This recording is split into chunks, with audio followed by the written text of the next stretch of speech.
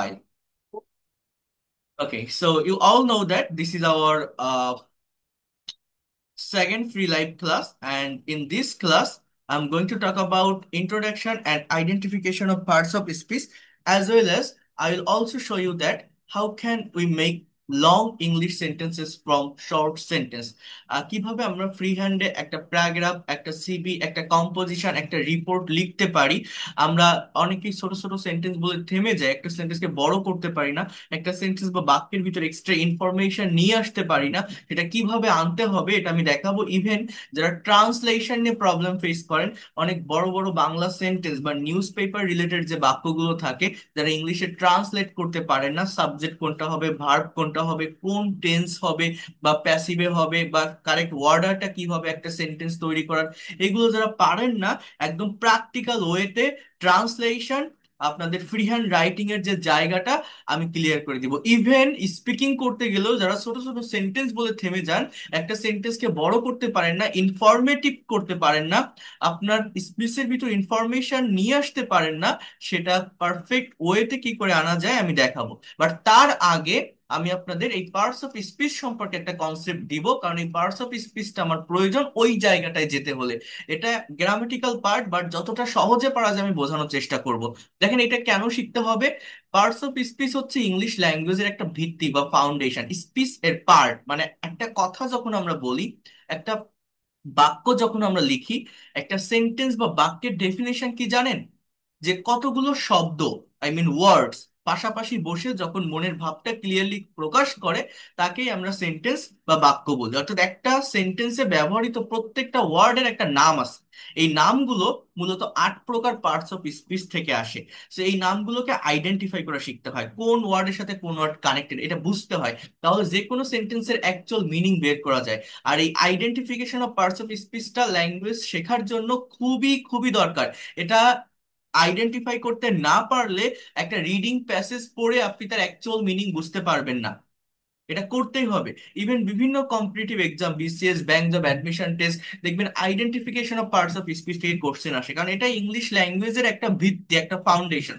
তো এইটা না জানলে, এইটা বুঝতে না পারলে, ওই যে রাইটিং এর কথা আমি বলছি যে কিভাবে লং সেন্টেন্স করবেন, কিভাবে ইনফরমেটিভ ওয়েতে একটা প্যারাগ্রাফ লিখবেন, কিভাবে যে কোনো বাংলা সেন্টেন্সকে ইংলিশে ট্রান্সলেট করবেন, এই সব কিছুর মূলে থাকে parts of speech, the phrase and ক্লজের ব্যবহার। তো এইটা নিয়ে আমি আগে একটা কনসেপ্ট দিব, ভালোভাবে বোঝার চেষ্টা করেন, নেওয়ার চেষ্টা করেন, লাস্ট পর্যন্ত থাকবেন।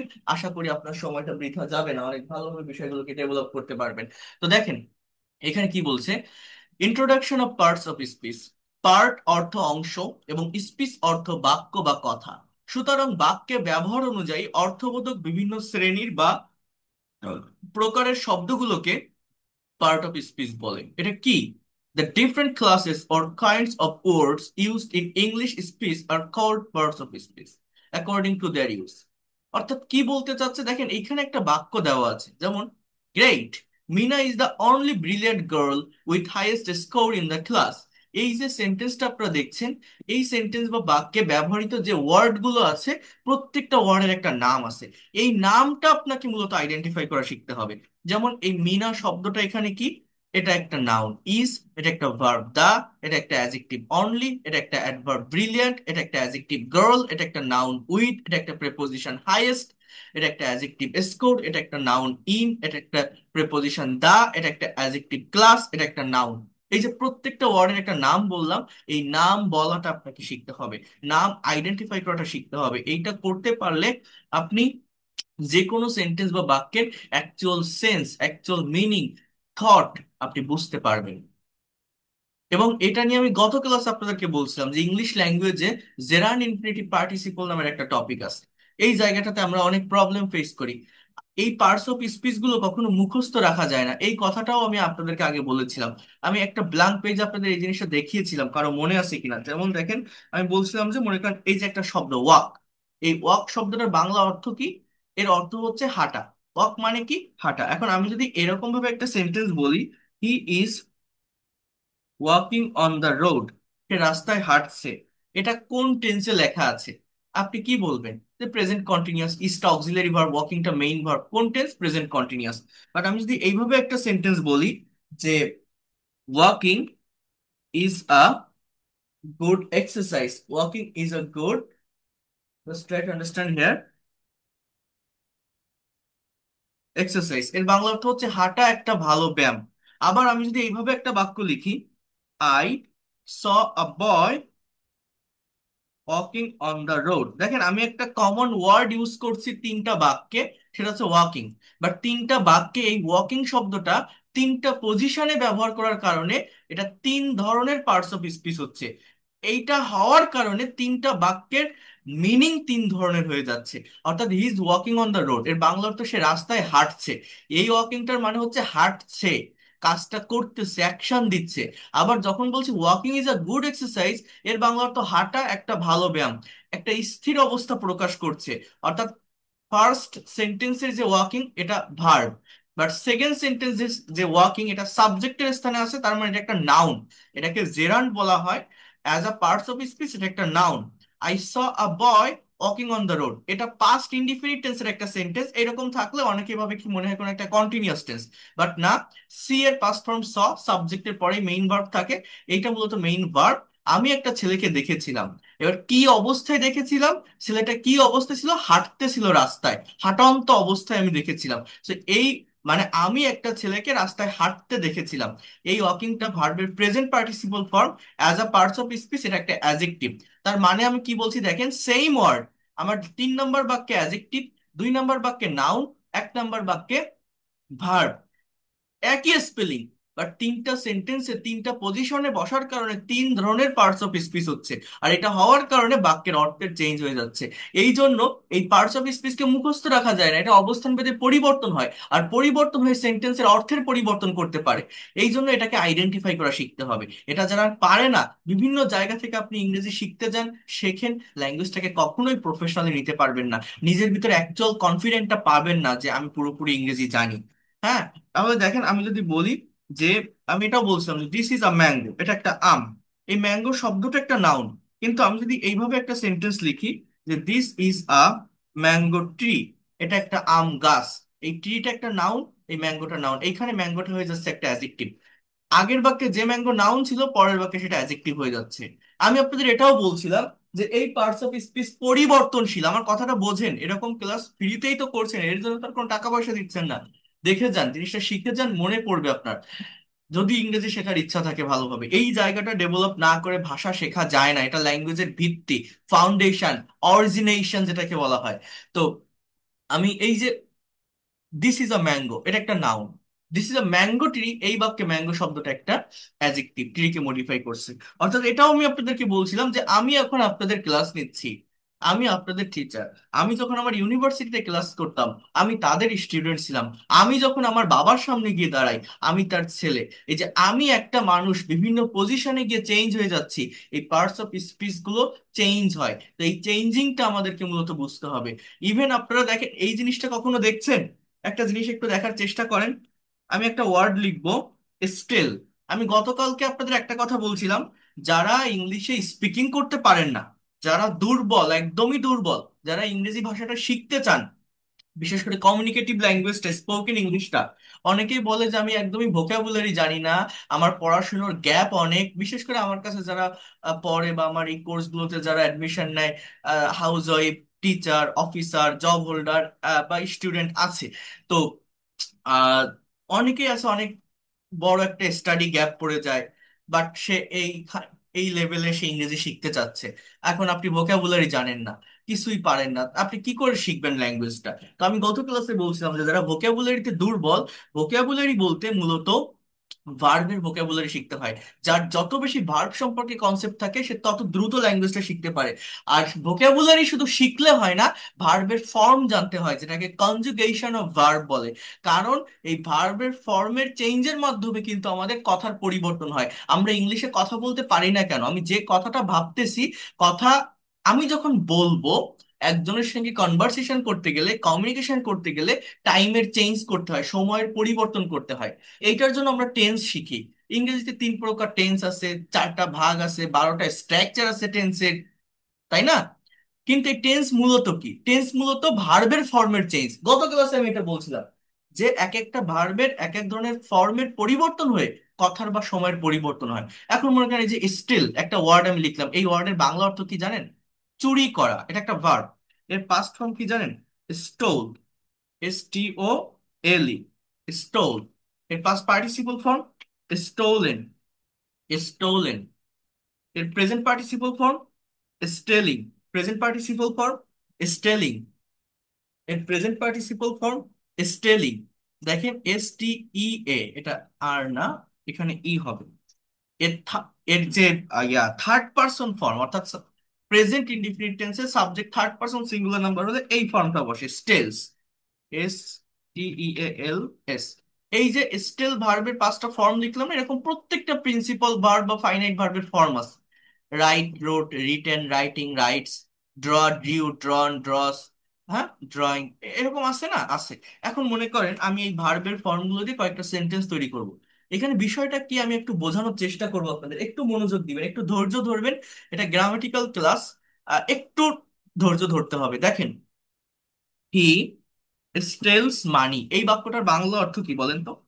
সে টাকা চুরি করে। প্রেজেন্ট ইনডিফিনিট টেন্স একটা সেন্টেন্স আমি লিখলাম। হি সাবজেক্ট, স্টেলস এটা ভার্ব, বাংলা অর্থ হচ্ছে সে টাকা চুরি করে, হি স্টেলস মানি। আমি যদি বলি হি ইজ স্টেলিং মানি, এর বাংলা অর্থ কি? সে টাকা চুরি করছে, মানে করিতেছে। আমি যদি বলি হি স্টোল মানি, STOLE, এটা পাস্ট ইনডিফিনিট টেন্স, স্টোল মানি, এর বাংলা অর্থ হচ্ছে সে টাকা চুরি করেছিল। কি বললাম? করেছিল। আমি যদি বলি he has stolen money, stolen money, এর বাংলা অর্থ কি? সে টাকা চুরি করেছে। Present perfect tense, have has plus V three. অর্থাৎ এই যে স্টেলস, এই যে স্টেলিং, এই যে স্টোল বা স্টোলেন, এগুলো সবই কি আমার এখানে ভার্ব না? প্রিন্সিপাল ভার্ব বা মেইন ভার্ব। এখন দেখেন, এগুলোকে তো ভার্ব হিসেবে ব্যবহার করছি, আমি বলতেছি যে সে টাকা চুরি করে বা সে টাকা চুরি করিতেছে, সে টাকা চুরি করেছিল, সে টাকা চুরি করেছে, আমি এভাবে বলছি কথাগুলো। এখন মনে করেন আমি যদি এইভাবে একটা সেন্টেন্স লিখি যে stealing is a bad habit, bad habit, এর বাংলা অর্থ কি জানেন? এর বাংলা অর্থ হচ্ছে চুরি করা একটা খারাপ অভ্যাস। এই স্টেলিংটা এখানে কোনো অ্যাকশন দিচ্ছে না, কোনো কাজ করতেছে না, ভার্ব হিসাবে বসতেছে না। অর্থাৎ চেহারাটা ভার্বের মতো হলেও এটা আসলে কোনো অ্যাকশন দেয় না, কাজ করে না। এই জন্য এটাকে বলা হয় নন ফাইনাইট ভার্ব বা অসমাপিকা ক্রিয়া। এই নন ফাইনাইট ভার্ব আছে তিন প্রকার: জেরান্ড, ইনফিনিটিভ, পার্টিসিপল। অর্থাৎ এরা পার্টস অফ স্পিচেরই ভাই বোন। মানে as a parts of speech, এই স্টেলিং শব্দটা একটা নাউন। কি? যেহেতু সাবজেক্টের স্থানে আছে, এটা একটা নাউন। আবার আমি যদি এইভাবে একটা সেন্টেন্স বলি, I saw a boy stealing money, stealing money, আমি একটা ছেলেকে টাকা চুরি করতে দেখেছিলাম। এই স্টেলিং শব্দটা একটা ভার্বের প্রেজেন্ট পার্টিসিপল ফর্ম। ছেলেটাকে দেখেছিলাম টাকা চুরি করা অবস্থায়, এখানে সটা মেইন ভার্ব। একটা বাক্যে একের অধিক ভার্ব থাকতে পারে, সাবজেক্টের পরে যে ভার্বটা থাকে সেটাই মেইন ভার্ব। সাবজেক্ট থেকে দূরে যদি কোনো ভার্ব থাকে যেটা টেন্স মেইনটেইন করে না, অর্থাৎ এই স্টেলিং দেখে আপনি বলতে পারবেন ভার্বের সাথে আইএনজি আছে ঠিক আছে, বাট এর আগে কোনো am, is, are, was, were, shall be, will be আছে, এটা দেখে বলতে পারবেন এটা প্রেজেন্ট কন্টিনিউয়াস, পাস্ট কন্টিনিউয়াস না ফিউচার কন্টিনিউয়াস? পারবেন না। তার মানে এটা নন ফাইনাইট ভার্ব। এটা ভার্বের present participle form as a parts of speech, এর একটা অ্যাজেক্টিভ। আগেরটা হচ্ছে নাউন, এটা হচ্ছে অ্যাজেক্টিভ। এই বয়টাকে মডিফাই করে, ছেলেটা কি অবস্থা ছিল, যে ওয়ার্ড নাউনকে মডিফাই করে তাকে অ্যাজেক্টিভ বলে। আবার আমি যদি এইভাবে একটা সেন্টেন্স লিখি যে দেখেন, মনে করেন police caught the thief with stolen money, এই বাক্যটার বাংলা অর্থ কি জানেন? পুলিশ, এটা সাবজেক্ট, ক্যাসের পাস্ট ফর্ম কট, মানে পুলিশ ধরেছিল।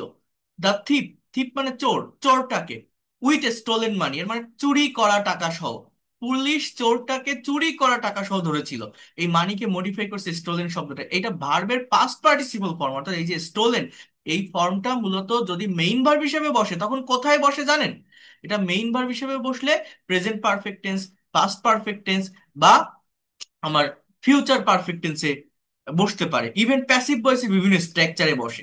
তো পারফেক্ট টেন্স গুলোতে বা প্যাসিভ ভয়েসের স্ট্রাকচারে যদি স্টোলেন বসে মেইন ভার্ব হিসেবে, এর আগে অবশ্যই অক্সিলারি ভার্ব থাকবে, have, has, had, will have বা অ্যাম, ইজ, আর, ওয়াজ, বাট সেগুলো কিছুই নেই।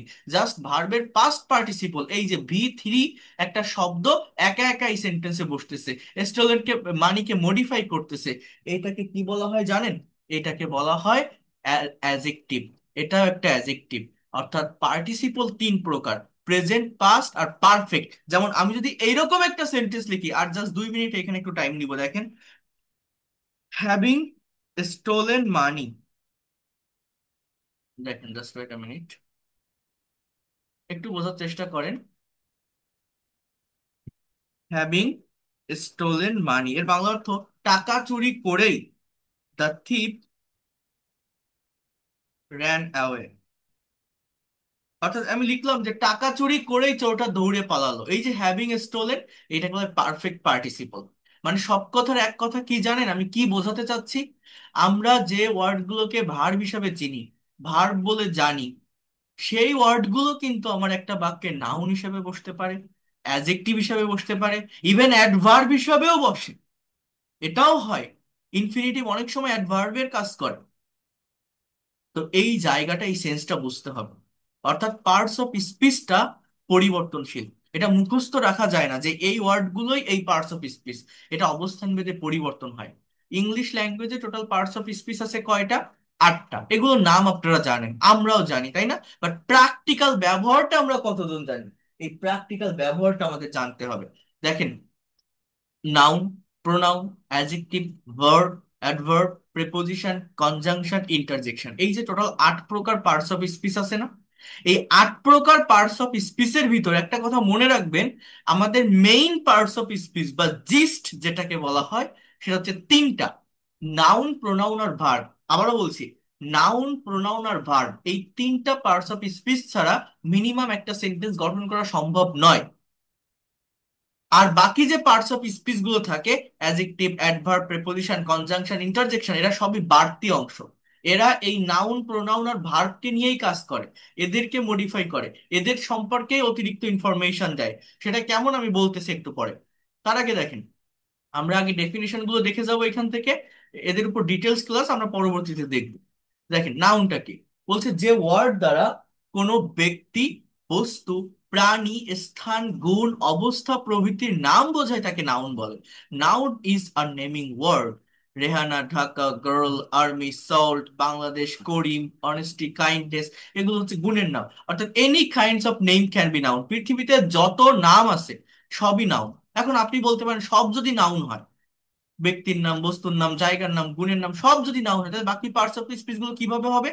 ওই যে বললাম না, তার ডেফিনেশন এবং সেন্টেন্স বা বাক্যে তার অবস্থানের উপর ডিপেন্ড করে হয়। যেমন এই জায়গায়, এই যে আমি লিখতেছিলাম, তাই না? এই যে বলছি স্টিল মানে চুরি করা, এটা কিন্তু আমার অ্যাডজেক্টিভও হচ্ছে, এটা কিন্তু ভার্বও হচ্ছে, আবার এটা নাউনও হচ্ছে।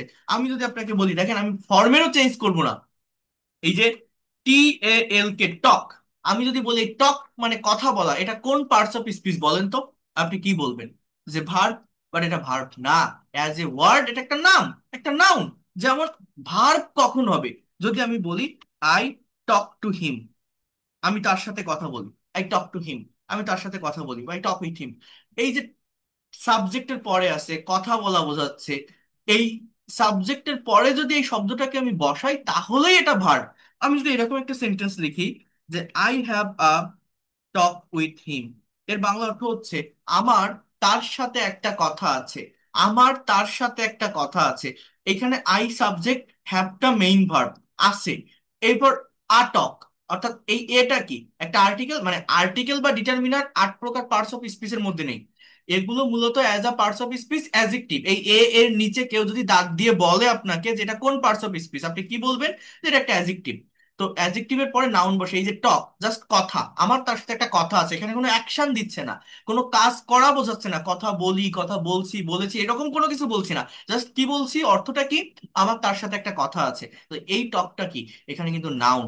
তার মানে এই যে টক মানে কথা বলা, গো মানে যাওয়া, ইট মানে খাওয়া, রাইট মানে লেখা, এগুলোকে যে আমরা ভার্ব হিসাবে চিনি, না। ভার্ব কখন হবে? অ্যাজ এ ওয়ার্ড সমস্ত ওয়ার্ডই নাউন, পৃথিবীর যত ওয়ার্ড আছে সবই নাউন।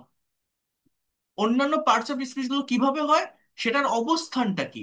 সেই ওয়ার্ডটা কি অ্যাকশন দিচ্ছে? যদি দেয় তাহলে ভার্ব। সেই ওয়ার্ডটা কি অন্য নাউনকে মডিফাই করছে? তাহলে অ্যাডজেক্টিভ। একটা ওয়ার্ড কি অন্য একটা অ্যাডভার্বকে মডিফাই করছে? তাহলে সেটা অ্যাডভার্ব। ভার্বকে মডিফাই করছে, তাহলে সেটা অ্যাডভার্ব। এটাই ফাংশন। এই ফাংশনটা বুঝতে হবে। পার্টস অফ স্পিচ মানে ওয়ার্ডের ফাংশন। একটা ওয়ার্ড কার সাথে কানেক্টেড, কিভাবে কানেক্টেড হচ্ছে। দেখেন, প্রোনাউনটা কি? নাউন বা নাউন ইকুইভ্যালেন্টের পরিবর্তে যে সকল ওয়ার্ড ব্যবহৃত হয় তাকে আমরা প্রোনাউন বলি। A pronoun is a substituting word for noun or noun equivalent। অর্থাৎ এই জিনিসটা মূলত কি, দেখেন, I, we, you, he, she, they, those are the pronoun. এই একটু ভুল আছে, এই মাই এগুলো কোনো প্রোনাউন না। এই মাই বা দেয়ার এগুলো প্রোনাউন না। কেন প্রোনাউন না আমি সেটা বলবো আপনাদের।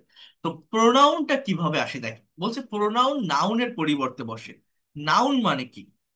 নাম বোঝায় যেটা, নাম বোঝায় মানে কি, সাবজেক্টের স্থানে যেটা থাকে, বা নাউন কথায় কোথায় বসে, ভার্বের পর অবজেক্টের স্থানেও বসতে পারে। তো নামের পরিবর্তে যে ওয়ার্ড থাকে তাকে সর্বনাম বলে। মানেটা কি, এখানে এই প্রোনাউনের উৎপত্তিটা কিভাবে।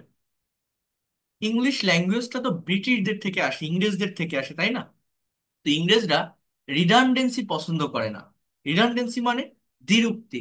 অর্থাৎ আমরা বাংলায় অনেক সময় এইভাবে কথা বলি, সে নাচতে নাচতে স্কুলে যায়, সে গান গাইতে গাইতে ভাত খায়। এই যে গাইতে গাইতে, নাচতে নাচতে, এইগুলোকে কি বলা হয়? দ্বিরুক্তি বা রিডান্ডেন্সি। ইংরেজিতে হয় না। আপনি যদি এই কথাটা ইংলিশে এইভাবে ট্রান্সলেট করেন, he goes to school dancing dancing, তাহলে ভুল, একবার ড্যান্সিং বলতে হবে। অর্থাৎ প্রত্যেকটা সেন্টেন্স যখন একটা পার্টিকুলার পার্সন বা থিংস নিয়ে কথা বলবেন, প্রত্যেকটা সেন্টেন্সের শুরুতে ওই নামের ব্যবহার ওয়ান কাইন্ডস অফ রিডান্ডেন্সির কাজ করে। এই প্রবলেমটা দূর করার জন্য মূলত প্রোনাউনের উদ্ভব হয়। For example, Rahim is a poor boy, Rahim reads in class 10, Rahim is a very brilliant student.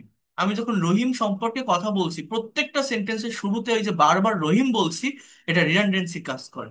এই ফার্স্ট সেন্টেন্সে রহিম রেখে বাকিগুলোতে যদি আমি হি এর ব্যবহার করি, তাহলে সেটাকেই আমরা বলছি প্রোনাউন। এইটা করলে সেন্টেন্সটা দেখতে, লিখতে বা বলতে সুন্দর লাগে। ঠিক আছে, এই হচ্ছে সর্বনামের ব্যবহার, যে Rahim is a poor boy, he reads in class 10, he is a very brilliant student. এই অর্থাৎ প্রত্যেক জায়গায় নামের ব্যবহার করলে রিডান্ডেন্সি হয়ে যায়। তাহলে প্রোনাউনের কাজটা কি? নাউনের পরিবর্তে বসা। অ্যাডজেক্টিভ কি? যে ওয়ার্ড কোনো নাউন বা প্রোনাউনের দোষ, গুণ, অবস্থা, সংখ্যা, পরিমাণ ইত্যাদি প্রকাশ করে তাকে অ্যাডজেক্টিভ বলে। অ্যাডজেক্টিভ নাউন বা প্রোনাউনকে মডিফাই বা কোয়ালিফাই করে। অর্থাৎ এর কাজটা কি, ওই যে বললাম না, একটা সেন্টেন্স বা বাক্যের মেইন পার্ট হচ্ছে নাউন, প্রোনাউন আর ভার্ব। যেমন মনে করেন, আমি, জাস্ট ওয়েট আ মিনিট, আমি দেখাচ্ছি একটা বিষয়, একটু বোঝেন, এই জায়গাটা বোঝার আছে। যেমন মনে করেন, আমি যদি এরকম একটা বাক্য লিখি যে শি ইজ গার্ল, এই বাক্যটার বাংলা অর্থ কি? সে হয় মেয়ে। এখন আপনি যদি শি বাদ দেন, তাহলে কি বাক্য থাকবে? আপনি যদি ইজ বাদ দেন, বাক্য হবে? আপনি যদি গার্ল বাদ দেন, বাক্য হবে? শিটা প্রোনাউন, ইজটা ভার্ব, গার্লটা noun. She is a girl, সে একটা মেয়ে। She is a beautiful girl, সে একটা সুন্দরী মেয়ে। এই বিউটিফুল শব্দটা কি? গার্লকে মডিফাই করছে, তাহলে এটা একটা অ্যাডজেক্টিভ। এটা কি? আ বিউটিফুল গার্ল, এটাও একটা অ্যাডজেক্টিভ। এটাও গার্ল, গার্ল এর সংখ্যা বোঝাচ্ছে। আবার আমি যদি বলি she is a very beautiful girl, ভেরিটা কি? বিউটিফুল কে মডিফাই করছে, যে সে সুন্দরী, খুব সুন্দরী। এটাকে একটা অ্যাডভার্ব বলা হয়। হ্যাঁ, অ্যাডজেক্টিভকে যে ওয়ার্ড মডিফাই করে তাকে অ্যাডভার্ব বলা হয়। এখন এই যে একটা বাক্য আমি লিখলাম, she is a very beautiful girl, এই বাক্যের ভিতর থেকে এ, ভেরি বা বিউটিফুল এই তিনটা ওয়ার্ড যদি আপনি বাদ দেন, আমার কি খুব বেশি প্রবলেম হবে? বাক্য কি অর্থ দিতে পারবে না? পারবে। বাট এগুলো দিলে কি হচ্ছে, বাক্যটা একটু বড় হচ্ছে, একটু সুন্দর দেখাচ্ছে, মনের ভাবটা ক্লিয়ারলি প্রকাশ পাচ্ছে। কিন্তু আপনি এটা বাদ দিলে তো কোনো সমস্যা নাই, আছে। কিন্তু আপনি শি বাদ দেন, সাবজেক্ট না থাকলে হচ্ছে বাক্য, গার্ল বাদ দেন, ইজ বাদ দেন, দেখবেন সেন্টেন্স হবে না। অর্থাৎ একটা সেন্টেন্সের মেইন পার্ট হচ্ছে নাউন, প্রোনাউন আর ভার্ব। মূলত নাউন বা প্রোনাউন সম্পর্কে অতিরিক্ত ইনফরমেশন দেয় অ্যাডজেক্টিভ, মানে বাকি যে পার্টস অফ স্পিচ গুলো আছে, এই নাউন, প্রোনাউন এবং ভার্বকে নিয়ে কাজ করে, এদেরকে মডিফাই করে। নাউন আর প্রোনাউনকে মডিফাই করে অ্যাডজেক্টিভ, ভার্বকে মডিফাই করে অ্যাডভার্ব। প্রেপোজিশনও নাউন বা প্রোনাউনের আগে বসে। কনজাংশন আলাদা দুইটা সেন্টেন্স, ওয়ার্ড বা ক্লজকে কানেক্ট করে বা জোড়া লাগায়। ইন্টারজেকশন এটা জাস্ট বাইরের একটা পার্ট। অর্থাৎ এখানে তো আপনি দেখছেন যে আমাদের ইংলিশ ল্যাঙ্গুয়েজে টোটাল পার্টস অফ স্পিচ আছে 8 প্রকার। এর ভিতরে 7টা পার্টস অফ স্পিচই একটার সাথে একটা জড়িত থাকে, কানেক্টেড থাকে, ইনভলভ থাকে। বাট ইন্টারজেকশনটা অন্যান্য ওয়ার্ডগুলোর সাথে এভাবে কানেক্টেড থাকে না। জাস্ট আবেগ সূচক বা বিস্ময় সূচক কোনো কথা প্রকাশ করলে আমরা এই এক্সক্লামেশন সিম্বলটা বসাই এবং ইন্টারজেকশন রিলেটেড ওয়ার্ড গুলো বসাই, এটা দেখলেই চেনা যায়। কিন্তু অন্যান্য পার্টস অফ স্পিচ গুলো কিন্তু একটার সাথে একটা কানেক্টেড থাকে, হ্যাঁ। অ্যাডজেক্টিভের সাথে অ্যাডভার্ব, অ্যাডভার্বের সাথে ভার্ব, নাউনের সাথে অ্যাডজেক্টিভ, এরকম কানেক্টেড থাকে। আমরা সবই দেখবো। আচ্ছা, এরপর দেখেন, তাহলে কি বলছে? She is a beautiful lady. সে একজন সুন্দরী মহিলা। লেডিকে মডিফাই করছে বিউটিফুল শব্দটা, তাহলে এটা একটা adjective. This is a nice pen. পেনকে মডিফাই করছে নাইস শব্দটা, এটা একটা অ্যাজেক্টিভ। তাহলে অ্যাজেক্টিভের কাজ কি? যে ওয়ার্ড কোনো নাউন বা প্রোনাউনের দোষ, গুণ, অবস্থা, সংখ্যা, পরিমাণ ইত্যাদি প্রকাশ করে তাকে অ্যাজেক্টিভ বলে। অ্যাজেক্টিভ কি করে? নাউন বা প্রোনাউনকে মডিফাই করে। তাহলে নাউন প্রোনাউন থাকে কোথায়, এদের প্লেসটা কোথায়, অবস্থানটা কোথায়, আগে সেইটা বোঝেন। একদম শুরুতে সাবজেক্টের স্থানে বা ভার্বের পর অবজেক্টের স্থানে, সেই জায়গাটায় অর্থাৎ তার ঘাড়ের উপর গিয়ে বসে কে? অ্যাজেক্টিভ। কার ঘাড়ের উপর? Noun pronoun. এবার দেখেন ভার্ব। এইটার কথা তো আমি আগেও বলছি, আবারও বলছি। দেখেন ভার্বের বিষয়টা কি, এখানে কি বলছে একটু মনোযোগ দিয়ে দেখেন, বোঝার চেষ্টা করেন। ভার্ব হলো এমন একটি শব্দ যা কোনো কিছু করা, হওয়া, থাকা বা খাওয়া বোঝায়। Verb is a word that denotes being, having or doing something.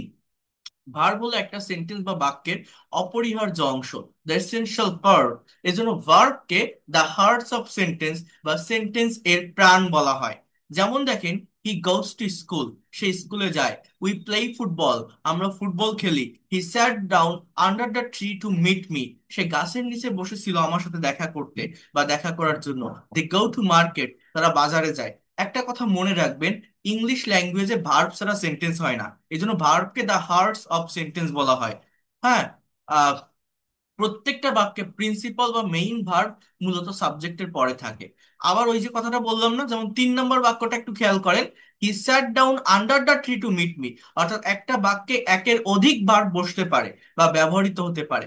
যদি তেমন হয়, একটা বাক্যে যদি একের অধিক ভার্ব বসে, মনে রাখবেন সাবজেক্টের পরে যেটা থাকে সেটা মেইন ভার্ব। ওইটা বাদে বাকি যে ভার্ব গুলো, সেটা চেহারা ভার্বের মতো দেখতে ভার্ব মনে হলেও মূলত ভার্ব না, জেরান্ড ইনফিনিটিভ বা পার্টিসিপল হয়। মিট মানে দেখা করা বা সাক্ষাৎ করা, টু মিট দেখা করতে, সাক্ষাৎ করতে, এরকম একটা মিনিং দেয়। এখানে সিট মানে বসার, পাস্ট ফর্ম স্যাট, এটা মেইন ভার্ব। সে গাছের নিচে বসেছিল আমার সাথে দেখা করতে। যে এই ফাংশন গুলো বুঝতে হবে, যে কোনটা ফাইনাইট, কোনটা নন ফাইনাইট, কোনটা ইনফিনিটিভ, কোনটা জেরান্ড। এটা না বুঝতে পারলে কি হবে? একটা সেন্টেন্স আপনি রিডিং পড়ছেন, যে শব্দটা আপনি দেখতেছেন সেটার বাংলা অর্থ আপনি জানেন, কিন্তু পার্টস অফ স্পিচ আইডেন্টিফাই করতে না পারার কারণে ওই বাক্যটা পড়ে তার অর্থ আপনি বের করতে পারছেন না। এইটাই হয়, সেই জায়গাটা থেকে ওভারকাম করতে হবে। এরপর দেখেন অ্যাডভার্ব। আজকে আমার মেইন কাজটা হচ্ছে এইটাকে নিয়ে, এই অ্যাডভার্ব নিয়ে। এটাকে আমি ইন ডিটেলসে বলবো, বুঝাবো আপনাদের সামনে। দেখেন, তারপরে এখানে একটু দেখাই দেই যে ওয়ার্ড সাধারণত নাউন, প্রোনাউন এবং ইন্টারজেকশন ব্যতীত যে কোনো পার্টস অফ স্পিচ বা ফ্রেজ বা কোনো সেন্টেন্সকে মডিফাই বা বিশেষায়িত করে তাকে অ্যাডভার্ব বলে। Add plus verb equal to adverb. Adverb প্রধানত ভার্বকে মডিফাই বা বিশেষায়িত করে। এক কথায় ভার্বকে বাড়িয়ে কিছু বলাটাই হচ্ছে অ্যাডভার্বের কাজ। কেমন সেটা? দেখেন, আমি একটু এই জায়গাটা আপনাদেরকে বলি। এখানে মূলত আহ আচ্ছা, একটা সেন্টেন্স আগে আপনারা একটু দেখেন, আমি একটু ছোট করি। দেখেন বলছে, panther can run fast. Panther মানে চিতাবাঘ, ক্যান রান, ক্যান মানে পারা, রান মানে দৌড়ানো। অর্থাৎ চিতাবাঘ দৌড়াতে পারে। ফাস্ট কেমন দৌড়ায়, তার দৌড়ানোর ধরনটা কেমন? ফাস্ট, দ্রুত। সেই ফাস্ট কথাটা মূলত অ্যাডভার্ব। অর্থাৎ এটা হচ্ছে অ্যাজেক্টিভের বিপরীত। অ্যাজেক্টিভ একটা বাক্যে নাউন বা প্রোনাউনকে মডিফাই করে, নাউন প্রোনাউন সম্পর্কে অতিরিক্ত ইনফরমেশন দেয়। নাউন প্রোনাউন কোথায় থাকে? শুরুতে সাবজেক্টের স্থানে বা ভার্বের পর অবজেক্টের স্থানে। সেইটা সম্পর্কে যে কথা বলে তাকে অ্যাডজেক্টিভ বলে। আর অ্যাডভার্ব কখনোই নাউন, প্রোনাউন বা ইন্টারজেকশন নিয়ে কথা বলবে না। অ্যাডভার্ব মেইনলি ভার্বকে মডিফাই করে। কিন্তু একটা অ্যাডভার্ব অ্যাডজেক্টিভ, অন্য অ্যাডভার্ব প্রেপোজিশনকেও মডিফাই করতে পারে, সেটা পরে দেখবো। এখন দেখেন, Sushma is a very beautiful girl. দেখেন সুষমা শব্দটা নাউন, সাবজেক্ট, ইজ একটা ভার্ব, গার্ল এটা একটা নাউন, সুষমা একটা মেয়ে, সুন্দরী মেয়ে। অর্থাৎ গার্লকে মডিফাই করছে বিউটিফুল শব্দটা। তাহলে এই বিউটিফুলটা কিন্তু অ্যাডজেক্টিভ, যেহেতু নাউনকে মডিফাই করছে। কিন্তু বিউটিফুলকে আবার মডিফাই করছে ভেরি শব্দটা, যে সে সুন্দরী মেয়ে, সুন্দরী, খুব সুন্দরী। অর্থাৎ ওই ভেরি শব্দটা একটা adverb. The fan is moving over our head. এর বাংলা অর্থ হচ্ছে ফ্যানটা আমাদের মাথার উপর দিয়ে ঘুরছে। ওভার এটা একটা preposition. The fan is moving exactly over our head. ফ্যানটা ঠিক মাথার উপর দিয়ে ঘুরছে, এই যে এক্স্যাক্টলি কথাটা, এটাকে বলে একটা অ্যাডভার্ব। প্রেপোজিশনকে মডিফাই করে। এই অ্যাডভার্ব নিয়ে আমি ডিটেলসে কথা বলবো, আমাকে আরেকটু টাইম দেন, জাস্ট আর 10 মিনিট, তার ভিতরে এটা শেষ হয়ে যাবে। দেখেন, এটা শেষ না করে গ্রামেটিক্যাল পার্ট একটু হয়তো কঠিন লাগতেছে, বাট দেখেন এগুলোকে স্কিপ করে আমি ডিরেক্টলি ওই রিটেন জায়গায় যেতে পারি না, কারণ আমি যাদেরকে শেখাই প্রফেশনালি শেখাই, ভাষা ভাষা ল্যাঙ্গুয়েজ শেখানো অভ্যাস আমার না। আমার ক্লাসগুলো করতে গেলে একটু ধৈর্য লাগবে, একটু লং টাইম ধরে করতে হবে। এটা হচ্ছে মেইন কথা। দেখেন প্রেপোজিশন, প্রেপোজিশনটা কি? প্রি শব্দের অর্থ পূর্বে এবং পজিশন শব্দের অর্থ অবস্থান। যে সকল শব্দ নাউন বা প্রোনাউনের পূর্বে বসে তাকে প্রিপোজিশন বলে। প্রিপোজিশন একটি সেন্টেন্স বা বাক্যের অলংকার। অলংকার যেমন একজন মানুষের সৌন্দর্য বাড়িয়ে দেয়, তেমনি বাক্যে প্রিপোজিশন ব্যবহারের মাধ্যমে বাক্যের অর্থের সৌন্দর্য বেড়ে যায়। অর্থাৎ এইটা মূলত কি বা কেমন? একটা ছেলেকে আপনি যদি কোট বুট শার্ট টাই পরান, দেখতে যেমন সুন্দর লাগে। একটা মেয়েকে যদি হাতে চুড়ি কানের দুল নাকের দুল সিনেমার নায়িকাদের সাজায় না, বা নতুন বউকে সাজালে দেখতে যেমন সুন্দর লাগে, একটা সেন্টেন্স বা বাক্যে প্রেপোজিশনের ব্যবহার করলে ওই সেন্টেন্স বা বাক্যের সৌন্দর্য বেড়ে যায়। সেন্টেন্স বা বাক্যকে প্রেপোজিশন ডেকোরেট করে, গর্জিয়াস করে তোলে। প্রেপোজিশন না বসালে একটা সেন্টেন্স বা বাক্য খাপছাড়া খাপছাড়া হয়ে যায়, একটার সাথে আরেকটা ওয়ার্ড ভালোভাবে কানেক্টেড হয় না। আপনি যে কোনো কিছু ইংলিশে লিখতে যান বা বলতে যান, মোস্ট অফ দ্য সেন্টেন্সে কিন্তু কমনলি প্রেপোজিশনের ব্যবহার করতে হয়। এই প্রেপোজিশনের উপর আমার seventh free live class in ডিটেলসে আমি প্রেপোজিশনের উপর একটা ক্লাস নিব, আপনাদের জয়েন করলে আপনারা বুঝতে পারবেন। Put the box on the table, I live with my family, he lives in America. এখানে অন, উইথ, ইন এগুলো সবই হচ্ছে প্রিপোজিশন। এরপর দেখেন আর একটু সামনে চলে যাই আমরা, এরপর সবগুলোকে একসাথে নিয়ে আমি কম্পেয়ার করব। দেখেন, কনজাংশন। কনজাংশন অর্থ সংযোগ স্থাপন। দুইটি শব্দ, ওয়ার্ড, দুইটি বাক্য, সেন্টেন্স অথবা বাক্যাংশ, ক্লজ বা ফ্রেজের মধ্যে সংযোগ স্থাপনকারী শব্দকে মূলত কনজাংশন বলে। অ্যান্ড, অর, বাট, দো, although, this are the conjunction here. অর্থাৎ আলাদা দুইটা সেন্টেন্স, ক্লজ বা বাক্যকে কানেক্ট করে, জোড়া লাগা, এটা মূলত রাইটিং এর জন্য দরকার হয়। আমি দেখাবো আপনাদের। দেখেন, তার আগে এখানে একটু দেখেন, they are cheerful but broad minded, she is happy but frustrated, I will go if you come. ইন্টারজেকশনটা কি? আবেগ অনুভূতি ছাড়া মানুষ বাঁচতে পারে না। মানুষের আবেগ অনুভূতি প্রকাশে ইংরেজিতে বেশ কিছু শব্দ ব্যবহৃত হয়, যেমন hurrah, alas, fie, bravo, hush, pooh, hello. সেইগুলোকে ইন্টারজেকশন বলা হয় মূলত।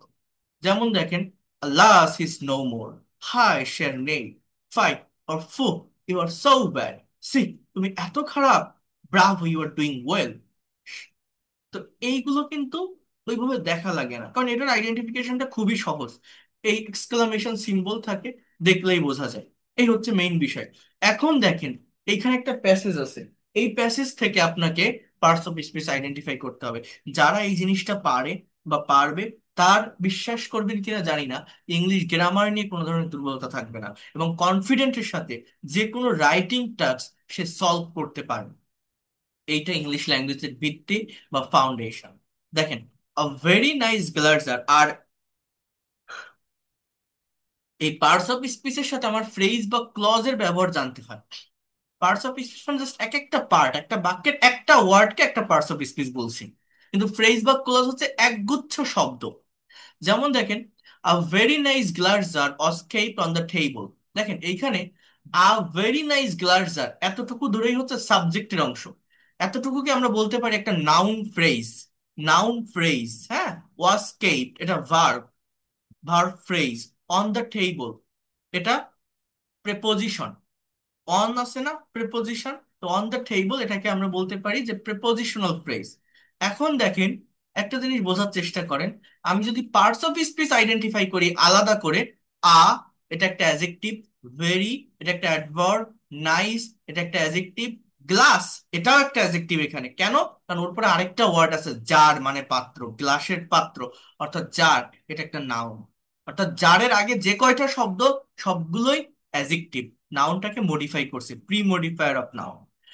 was kept, was the auxiliary verb, kept the main verb. On preposition, the adjective, table noun. Suddenly, হঠাৎ করে, কিভাবে হঠাৎ করে? সাডেনলি শব্দটা কোন পার্টস অফ স্পিচ তাহলে? Adverb. It pronoun, fail down verb, and conjunction broken verb. My sister scream, এই মাইটাকে অনেকেই বলবে এটা একটা প্রোনাউন, বাট না। মাই, আওয়ার, ইউর, দেয়ার, এগুলো প্রোনাউন না, এগুলো হচ্ছে অ্যাজেক্টিভ। এটাকে বলে পজিটিভ অ্যাজেক্টিভ। আমার বোন, এই বাক্যে মেইন ওয়ার্ড অর্থাৎ সাবজেক্ট হচ্ছে মূলত সিস্টার, বোন, এটাকে মডিফাই করছে মাই শব্দটা, অর্থাৎ এটা অ্যাজেক্টিভ। অ্যাজেক্টিভ কখনো একটা নাউনকে মডিফাই করে না, ওই সরি, প্রোনাউন কখনো একটা নাউনকে মডিফাই করে না, নাউনের পরিবর্তে বসে। Pronoun is use instead of noun, আর অ্যাজেক্টিভ নাউনকে মডিফাই করে। Sister, my sister, this is my car, it is her cat. এই যে হার ক্যাট, হারটা অ্যাজেক্টিভ, এটাকে বলে পজিটিভ অ্যাজেক্টিভ। এই প্রোনাউনের ডিটেলস ক্লাস বা অ্যাডজেক্টিভের ডিটেলস ক্লাসে আমি বিষয়গুলো দেখাবো। স্ক্রিম, চিৎকার করে ওঠা, এটা ভার্ব। ড্যাম, এটা ইন্টারজেকশন। তো এইগুলো আপনারা বুঝতে পারছেন যে কিভাবে এটা হচ্ছে। এই যে সেন্টেন্স গুলো থেকে ওয়ার্ড গুলো এবং ওয়ার্ড গুলোকে আইডেন্টিফাই করা, এটা আপনাদের করতে হবে, এটা করা শিখতে হবে। এইখানে কিছু বাক্য আছে, এই বাক্যগুলো একটু খেয়াল করেন। এটা শেষ করার পরে আমি মেইন পার্টটাতে আসবো, জাস্ট একটু টাইম দিবেন, আর জাস্ট 10টা মিনিট। এটা শেষ করেই আমি আপনাদের দেখাবো কিভাবে যে কোনো শর্ট সেন্টেন্সকে লং সেন্টেন্সে পরিণত করা যায়। খুবই ইফেক্টিভ একটা স্ট্র্যাটেজি বা টেকনিক নিয়ে আমি এই জায়গাটাতে কথা বলবো। প্রত্যেকে একটু এটা মনোযোগ দিয়ে দেখেন, ভালোভাবে নেওয়ার চেষ্টা করেন, ভালোভাবে বোঝার চেষ্টা করেন। দেখেন, এখানে একটা বাক্য আছে, এগুলো সবই বিসিএস এর কোর্সেন, আইডেন্টিফিকেশন অফ পার্টস অফ স্পিচের। বলছে আই হ্যাভ আ পেন, আমার একটা কলম আছে। এই যে বাক্যটা এখানে দেখছেন, এখানে আইটা প্রোনাউন, হ্যাভটা ভার্ব। মনে রাখবেন প্রত্যেকটা বাক্যে সাবজেক্টের পরে কিন্তু আমাদের মেইন ভার্ব থাকে। এটা কি, আমি বলছি না এ অ্যান্ড দি এগুলোকে আমরা আর্টিকেল বলি, বাট 8 প্রকার পার্টস অফ স্পিচের ভিতর কিন্তু আর্টিকেল নামে কোনো শব্দ নেই। তো as a parts of speech এখানে এই যে এটাকে দেখছেন, এটা একটা অ্যাজেক্টিভ। পেন শব্দটা একটা নাউন। পরের বাক্য দেখেন, আই গো হোম, আমি বাড়ি যাই। আইটা প্রোনাউন, গোটা ভার্ব। এই হোমটা কোন পার্টস অফ স্পিচ আপনারা বলেন তো? দেখেন, আপনারা বলবেন যে এই হোমটা হচ্ছে একটা কি, নাউন, বাট এটা একটা নাউন না। এই হোমটা একটা অ্যাডভার্ব, জানেন? আমি যাই কোথায়, ওয়ার, বাড়ি, হোম, আই গো হোম। অর্থাৎ একটা সেন্টেন্স বা বাক্যের ভার্বকে কোথায়, কখন, কিভাবে তারা প্রশ্ন করলে যে উত্তর পাওয়া যায় তাকে অ্যাডভার্ব বলে। Adverb of time, adverb of place, adverb of manner, এটা হচ্ছে অ্যাডভার্ব অফ প্লেস। আমি বাড়ি যাই। এখন দেখেন কেন এটা নাউন না। আরেকটা বাক্য একটু দেখাই, এগুলো বিভিন্ন কম্পিটিটিভ এক্সামে আসে। এটা অনেকেই এক চান্সে বলে দিবে যে এটা নাউন, বাট এটা নাউন না। দেখেন, আই গো টু হাউস, এই বাক্যটা একটু খেয়াল করেন কি বলছে এখানে, যে আই গো টু হাউস। এখানে হাউজের আগে একটা টু আছে, বাট 2 নাম্বার বাক্যে হোমের আগে কিন্তু কোনো টু নেই। একটু দেখেন, খেয়াল করে দেখেন, হোমের আগে টু নেই, বাট হাউজের আগে টু আছে। 2 নাম্বার বাক্যে যে হোম, এটা একটা অ্যাডভার্ব হবে, কিন্তু 3 নাম্বার বাক্যে যে হাউস, এটা একটা নাউন। যেহেতু নাউন বা প্রোনাউনের পূর্বে প্রেপোজিশন বসে, টুটা একটা প্রেপোজিশন, তো হাউসটা এখানে নাউন। তাহলে হোম নাউন না, কিন্তু হাউস নাউন কেন? দেখেন, একটা কথা মনে রাখবেন, যে কোনো দিকে আসা বা যাওয়া বোঝাতে আমাদের এই টু প্রেপোজিশনটা ইউজ করতে হয়। টু প্রেপোজিশনের অর্থ কি, কোন একটা দিকে যাওয়া বোঝায়। কথাটা বোঝেন? I go to house, he is going to market, they are going to school. অর্থাৎ গো বা গোয়িং যাই বলি না কেন, এরপর আমি টু ব্যবহার করি কোন একটা দিকে যাওয়া বোঝাতে। কথাগুলো ভালোভাবে শোনেন। কিন্তু পৃথিবীতে 4টা শব্দ আছে, 4টা ওয়ার্ড, যেদিকে যাওয়ার যাওয়ার আগে টু প্রেপোজিশন ব্যবহার হয় না। সেটা হচ্ছে হোম, হেয়ার, দেয়ার এবং অ্যাব্রোড। বলেন তো কি বললাম?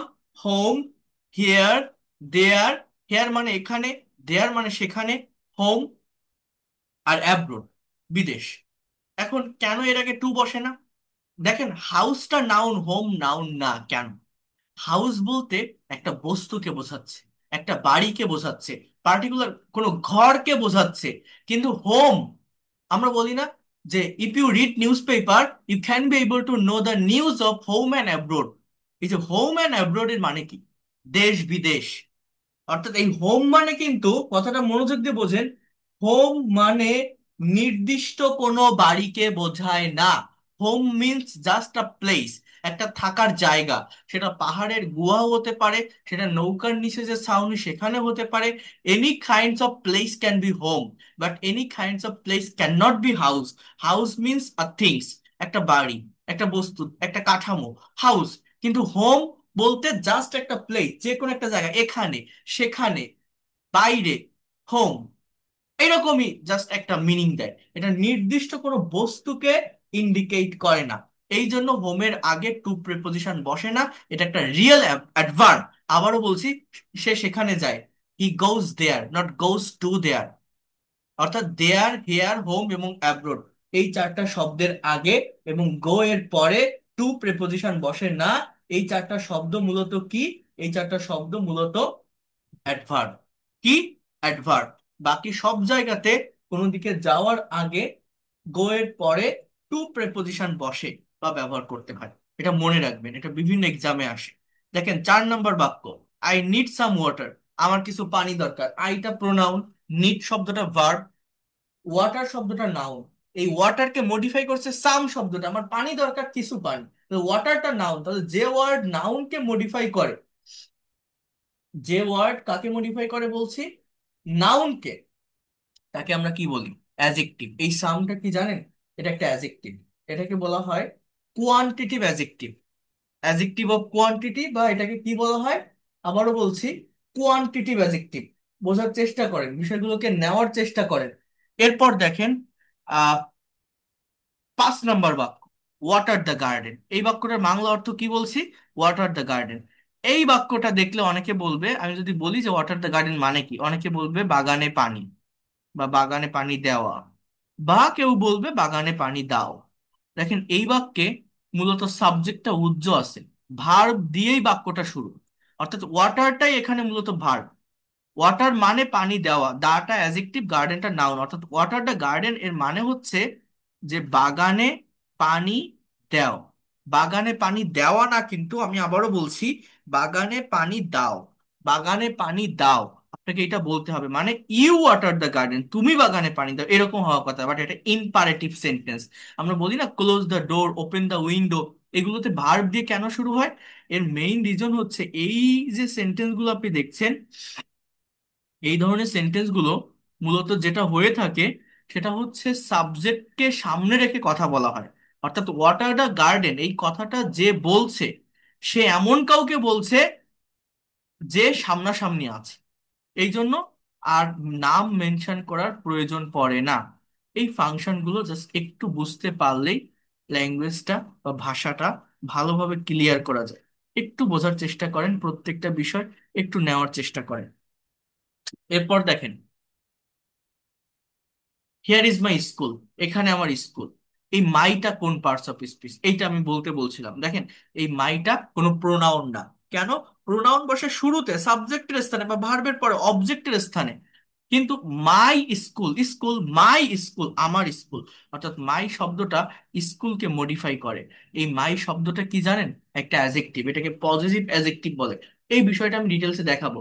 আবার দেখেন, স্কুল শব্দটা কিন্তু নাউন 6 নম্বর বাক্যে, বাট 7 নম্বর বাক্যে হি ইজ এ স্কুল বয়। 7 নম্বর বাক্যের বাংলা অর্থ হচ্ছে সে একজন স্কুলে পড়ুয়া বালক। এই বাক্যে ওই যে বয়টা আপনারা দেখছেন, এটা নাউন, বয়কে মডিফাই করছে স্কুল শব্দটা। সেই স্কুলে পড়ুয়া বালক, বয়কে মডিফাই করছে কে? স্কুল শব্দটা। ওই স্কুল শব্দটা এখানে অ্যাজেক্টিভ। একটা বাক্যে যদি একের অধিক নাউন থাকে, মনে রাখবেন, একটা বাক্যে যদি একের অধিক নাউন থাকে তাহলে লাস্টেরটা নাউন থাকে, বাকিগুলো অ্যাজেক্টিভ হয়ে যায়। আই টক টু হিম, আমি তার সাথে কথা বলি। টক শব্দটা এখানে ভার্ব, টুটা প্রেপোজিশন, হিমটা প্রোনাউন, প্রোনাউনের অবজেক্টিভ form. I have a talk with him, আমার তার সাথে একটা কথা আছে। I have a talk with him, এখানে হ্যাভটা মেইন ভার্ব এবং এই টকটা কিন্তু একটা নাউন। জাস্ট একটা স্থির অবস্থা প্রকাশ পাচ্ছে, এটা আমি অলরেডি বলেছি আপনাদের। I watched a show last night, আমি গত রাতে একটা শো দেখেছিলাম। দেখেন, আইটা প্রোনাউন, ওয়াচড এটা ভার্ব, আ এটা অ্যাডজেক্টিভ, শো শব্দটা নাউন। যে কোনো একটা শো, টিভি শো হতে পারে, সিনেমা হতে পারে। লাস্ট নাইট গত রাতে, কখন দেখেছিলেন? গত রাতে। লাস্ট লাস্ট নাইট শব্দটা একটা অ্যাডভার্ব, এটাকে বলা হয় অ্যাডভার্ব অফ টাইম। এখন দেখেন 11 নম্বর বাক্য, show me your ID card. এই বাক্যটার বাংলা অর্থ হচ্ছে তোমার আইডি কার্ডটি আমাকে দেখাও। এবার একটু ইমাজিন করেন, যে শো শব্দটা 10 নম্বর বাক্যে নাউন, সেম ওয়ার্ড, স্পেলিংটাও সেম, 11 নম্বর বাক্যে হয়ে গেছে ভার্ব। দেখেন, হি লিভস ইন চিটাগাং, সে চিটাগাং এ বাস করে। বোঝার চেষ্টা করেন, সে চিটাগাং এ বাস করে, হিটা প্রোনাউন, লিভসটা ভার্ব। চিটাগাং শব্দটা কি? নাউন, একটা জায়গার নাম। ইন শব্দটা কি? প্রেপোজিশন। নাউন বা প্রোনাউনের আগে প্রেপোজিশন বসে। বাট 13 নম্বর বাক্য দেখেন, লেখা আছে কাম ইন, ভিতরে আসো। এটা একটা ইম্পারেটিভ সেন্টেন্স, ভার্ব দিয়ে শুরু। বলি না কোথায়? ভিতরে আসো, কাম ইন। এই ইন মানে ভিতরে বা মধ্যে।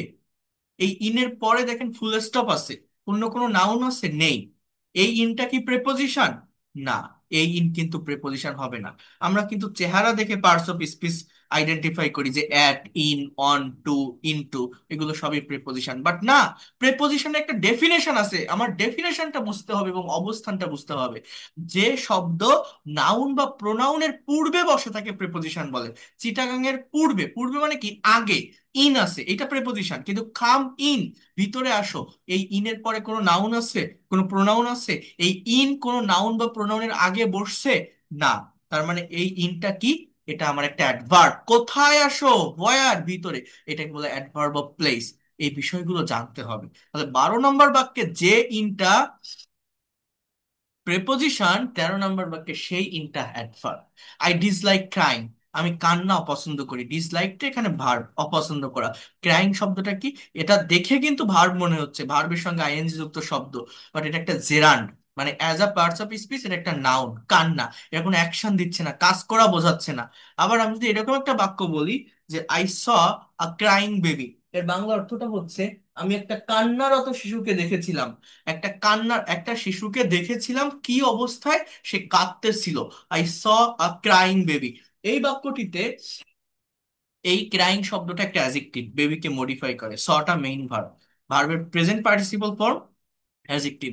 তাহলে 15 নম্বর বাক্যে যে ক্রাইং অ্যাজেক্টিভ, 14 নম্বর বাক্যে সেটা নাউন। 13 নম্বর বাক্যে যে ইন অ্যাডভার্ব, 12 নম্বর বাক্যে সেটা প্রেপোজিশন। 11 নম্বর বাক্যে যে শোটা ভার্ব, 10 নম্বর বাক্যে সেই শোটা নাউন। 9 নম্বর বাক্যে যে টকটা নাউন, 8 নম্বর বাক্যে সেই টকটা ভার্ব। 7 নম্বর বাক্যে যে স্কুলটা অ্যাডজেক্টিভ, 6 নম্বর বাক্যে সেই স্কুলটা নাউন। 5 নম্বর বাক্যে যে ওয়াটারটা ভার্ব, সেম স্পেলিং, 4 নম্বর বাক্যে ওই ওয়াটারটা নাউন। 3 নম্বর বাক্যে যে হাউসটা নাউন, 2 নম্বর বাক্যে হোমটা অ্যাডভার্ব। সো কিভাবে চেঞ্জ হয় দেখছেন? এই চেঞ্জিংটা জানতে হবে। অর্থাৎ পার্টস অফ স্পিচের যে আইডেন্টিফিকেশন, পার্টস অফ স্পিচকে আইডেন্টিফাই করা, এটা আপনারা একটু শিখবেন। এটার উপর আরো ডিটেলস ক্লাস আছে, আমি দেখাবো। বাট যে কনসেপ্টটুকু দিলাম, পারলে রেকর্ডেড ক্লাসটা আরেকবার দেখবেন, এটা নেওয়ার চেষ্টা করবেন। এখন আমি দ্রুত একটু আরেকটা পার্টে আসবো, সেটা হচ্ছে কিভাবে আমরা যে কোনো শর্ট ইংলিশ সেন্টেন্সকে লং সেন্টেন্সে পরিণত করতে পারি। এই পার্টটা একটু দেখাবো। এটা আমি আমার কোনো পিডিএফ ফাইল থেকে বা ওয়ার্ড ফাইল থেকে দেখাচ্ছি না, এখানে লিখে দেখাচ্ছি। যদি পসিবল হয় একটা খাতা এবং কলম নিয়ে বসবেন আপনার সাথে, তাহলে বিষয়গুলোকে নোট করতে আপনার সহজ হবে। যারা ইংলিশে বিশেষ করে রিটেন ইংলিশে দুর্বল, একটা প্যারাগ্রাফ, একটা সিভি, কম্পোজিশন, রিপোর্ট ফ্রি হ্যান্ডে লিখতে পারেন না, একটা শর্ট সেন্টেন্সকে লং করতে পারেন না, সেন্টেন্সের ভিতরে এক্সট্রা ইনফরমেশন আনতে পারেন না, ইভেন বাংলা থেকে ইংলিশের সেন্টেন্স ট্রান্সলেট করতে গেলে প্রবলেম ফেস করেন, তাদের জন্য এই বিষয়টা অনেক বেশি ইফেক্টিভ হবে। জাস্ট 10টা মিনিট মনোযোগ দিয়ে দেখবেন। এটা ফ্রি হ্যান্ড রাইটিং এর সব থেকে ইফেক্টিভ স্ট্র্যাটেজি বা কৌশল। আমি এটা গত ক্লাসেও একটু দেখিয়েছিলাম, আজকে আরো ডিটেলসে দেখিয়ে দিচ্ছি। ভালোভাবে দেখেন। প্রথমত একটা হেডলাইন দিবেন যে how can we make long English sentence, how can we make long English sentence from short sentence.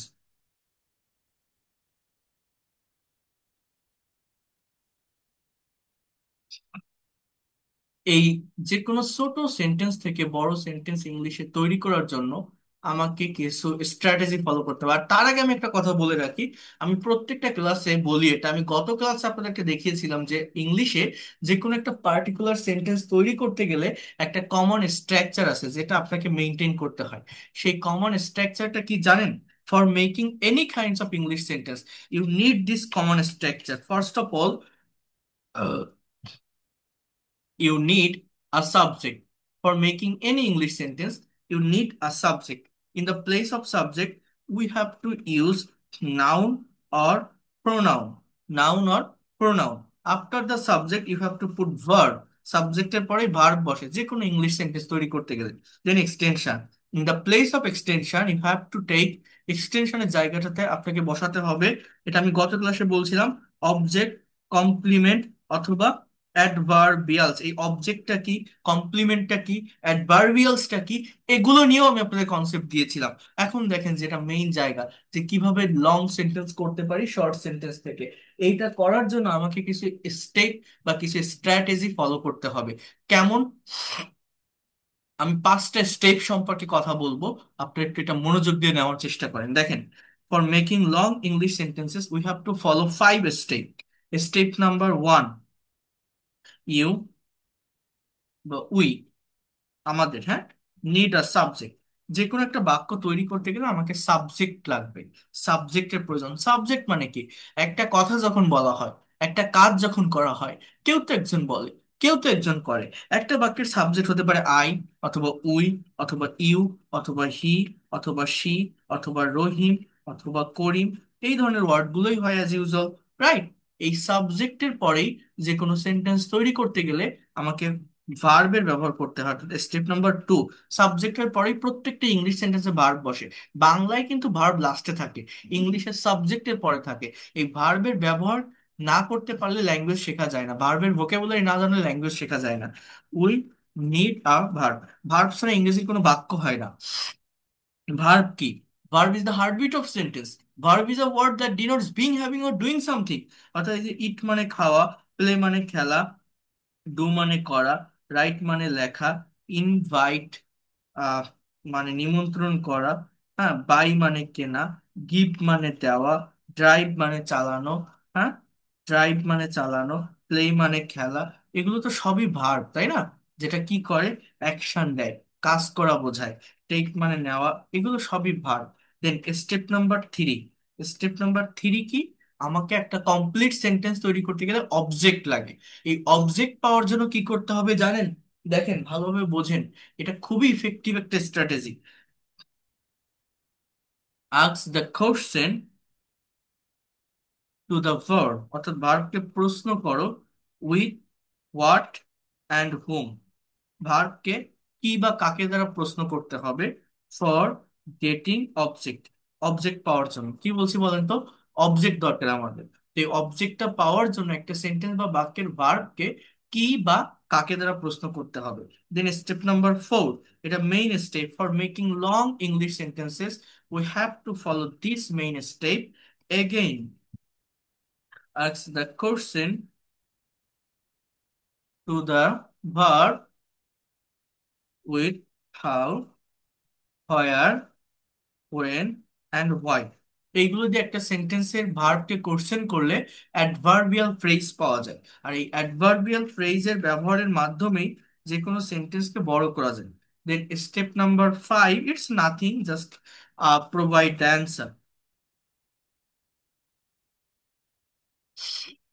এখন একটু বোঝার চেষ্টা করেন, এই যে 5টা স্টেপ আমি লিখলাম, এটা ফলো করে আমি যে কোনো লং সেন্টেন্স তৈরি করতে পারবো।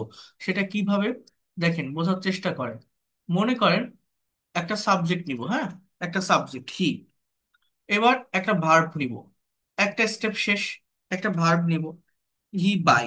বাই মানে কি? কেনা। বাই এর পাস্ট ফর্ম কি? দেখেন, ভার্বের ফর্ম বসালে কিন্তু সেন্টেন্সের টাইমের চেঞ্জ হয়ে যায়। যেমন বাই এর পাস্ট ফর্ম বট। আমি যদি বলি হি বট, দেখেন এই দুইটা ওয়ার্ডের অর্থ কি? এই যে বাই মানে কেনা, এই যে একটা ওয়ার্ড আপনারা দেখছেন বাই, এর মানে কি? কেনা।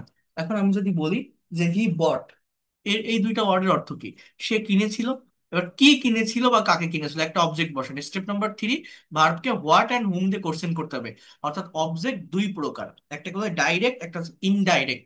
হোয়াট দ্বারা প্রশ্ন করলে বস্তুবাচক বা ডাইরেক্ট অবজেক্ট পাওয়া যায়, হুম দ্বারা প্রশ্ন করলে ব্যক্তিবাচক বা ইনডাইরেক্ট অবজেক্ট পাওয়া যায়। এখন আমি যদি বলি হি বট, কি, এবার আপনার সিচুয়েশন অনুযায়ী যেটা আসে আপনি বসান। হি বট এ পেন, হি বট এ কার, হি বট এ বুক, যা কিছু। আমি যদি বলি হি বট আ ল্যান্ড, সে একটা জমি কিনেছিল, দেখেন এইটা কিন্তু আমার একটা কমপ্লিট সেন্টেন্স, কারণ এই বাক্যে আমার সাবজেক্ট আছে, আমার ভার্ব আছে, আমার অবজেক্ট আছে। দেখেন আমি যদি আরেকটা বাক্য বলি, যেমন হি, একটা সাবজেক্ট, গিভ মানে কি, দেওয়া। আমি যদি বলি হি গেভ, এর বাংলা অর্থ কি, সে দিয়েছিল। হুম, হুম দ্বারা প্রশ্ন করেন তো কাকে, মি, আমাকে, এটা বলে indirect object. He gave me, সে আমাকে দিয়েছিল। আর রোজ, একটা গোলাপ, কি দিয়েছিল, হোয়াট আর রোজ। অর্থাৎ কোনো বাক্যে একটা অবজেক্টও থাকতে পারে, দুটো অবজেক্টও থাকতে পারে, ব্যক্তিবাচক হতে পারে, বস্তুবাচকও হতে পারে, আবার দুটো একসাথেও থাকতে পারে। তাহলে এইগুলো হচ্ছে আমার কমপ্লিট সেন্টেন্স। আমরা যারা সেন্টেন্স তৈরি করতে অভ্যস্ত বা ল্যাঙ্গুয়েজ প্র্যাকটিস করতে অভ্যস্ত, এরকম ছোট ছোট সেন্টেন্স প্র্যাকটিস করি। এই যে হি ড্রাইভস এ কার, সে একটা গাড়ি চালায়, আমরা এইভাবে প্র্যাকটিস করি। He doesn't drive a car, does he drive a car, doesn't he drive a car. He plays football, হ্যাঁ সে ফুটবল খেলে। বাট এই সেন্টেন্স গুলোকে আমরা বড় করতে পারি না। বাট এটা সম্ভব অ্যাডভার্বিয়াল ফ্রেজের ব্যবহার করে, যদি আপনি এই স্টেপটা ফলো করতে পারেন। যেমন সে একটা জমি কিনেছিল, ভালো কথা। এবার how did he buy a land, সে কিভাবে জমিটা কিনেছিল, আপনি কোশ্চেন করেন কিভাবে দিয়ে। আমি যদি বলি যে to take loan from bank, সে ব্যাংক থেকে লোন নিয়ে একটা জমি কিনেছিল। দেখেন আমার সেন্টেন্সটা কিন্তু একটু বড় হলো, বড় হলো না, ইনফরমেশন আসলো। এবার কোথায় জমি কিনেছিল, আমি বললাম যে ইন ঢাকা, সে ঢাকায় একটা জমি কিনেছিল। কবে কিনেছিল, ওয়েন যারা কোশ্চেন করেন, when did he buy a land. আমি যদি বলি যে 2 বছর আগে কিনেছিল, 2 ইয়ার্স এগো। কি লিখলাম তাহলে, দেখেন আমার বাক্যটা কতটুকু ছিল, জাস্ট ল্যান্ড পর্যন্ত ছিল। বাট সেইখান থেকে একটা বাক্যকে আমি বড় করছি কিভাবে, জাস্ট ভার্বকে কোশ্চেন করে করে ডাব্লিউএইচ ওয়ার্ড দিয়ে। He bought a land to take loan from bank in Dhaka 2 years ago. এবার দেখেন সে সে কেন জমিটা কিনেছিল, why did he buy a land, রিজনটা বসান। আমি বলতে পারি যে টু বিল্ড, বিল্ড মানে তৈরি করা, টু বিল্ড তৈরি করতে, বা ফর বিল্ডিং তৈরি করার জন্য আপনি বলতে পারেন a house or a apartment, যা কিছু বলেন না কেন। তাহলে দেখেন এটা হচ্ছে অ্যাডভার্ব অফ টাইম। আমার বাক্যটা কতটুকু ছিল, এই ল্যান্ড পর্যন্ত, এইখান থেকে হাউস পর্যন্ত আনলাম কিভাবে, ভার্বকে ডাবল ইউএস ওয়ার্ড দ্বারা কোশ্চেন করে। এই যে to take loan from bank, এটা হচ্ছে হাউ দ্বারা কোশ্চেন করে আমি পেলাম। এটাকে আমি অ্যাডভার্ব অফ ম্যানারের পার্টে নিয়ে আসতে পারি। ইন ঢাকা, এটাকে আমি অ্যাডভার্ব অফ প্লেস বলতে পারি। 2 ইয়ার্স এগো, এটাকে আমি অ্যাডভার্ব অফ টাইম বলতে পারি। টু বিল্ড আ হাউস, এটাকে আমি অ্যাডভার্ব অফ রিজন বলতে পারি। সো এইভাবে অ্যাডভার্বিয়াল ফ্রেজের ব্যবহার করে যে কোনো শর্ট ইংলিশ সেন্টেন্সকে লং সেন্টেন্সে পরিণত করা যায়, একটা সিম্পল সেন্টেন্সকে বড় করা যায়, সেন্টেন্সের ভিতরে এক্সট্রা ইনফরমেশন অ্যাড করা যায়। দেখেন হি গেভ মি আ রোজ, সে আমাকে একটা গোলাপ দিয়েছিল।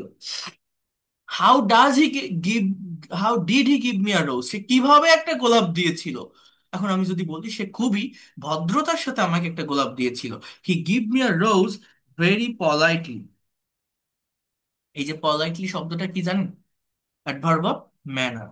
সে কোথায় তোমাকে গোলাপ দিয়েছিল, আমি যদি বলি যে ইন দা পার্ক, সে পার্কে আমাকে একটা গোলাপ দিয়েছিল। সে যে পার্কে পলাইটলি একটা গোলাপ দিয়েছিল, সে কখন দিয়েছিল বা কবে দিয়েছিল। আমি যদি বলি গতকাল দিয়েছিল, জাস্ট ইয়েস্টারডে। আমি যদি বলি গতকাল সন্ধ্যায় দিয়েছিল, in the evening of yesterday. তারপর আবার সে যে তোমাকে পার্কে একটা গোলাপ দিয়েছিল কেন, রিজনটা কি, হোয়াই, আমাকে প্রপোজ করার জন্য। টু প্রপোজ, প্রপোজ করতে, এটাকে টু প্লাস বিয়ন বলা হয়। অথবা ফর প্রপোজিং এটাও বলা যায়, ফর বসালে ভার্বের সাথে আইএনজি ইউজ করতে হয়, টু প্লাস ভার্বের প্রেজেন্ট ফর্ম হয়, টু প্রপোজ মি। তাহলে দেখেন আমার বাক্যটা কতটুকু ছিল, রোজ পর্যন্ত। এখান থেকে আমি বড় করলাম কিভাবে, একটা বাক্যের ভিতরে এক্সট্রা ইনফরমেশন নিয়ে আসলাম কিভাবে, অ্যাডভার্বিয়াল ফ্রেজের ব্যবহার করে, ভার্বকে কোথায় কখন কিভাবে কেন কতটুকু এই ওয়ার্ডগুলো দ্বারা কোশ্চেন করে।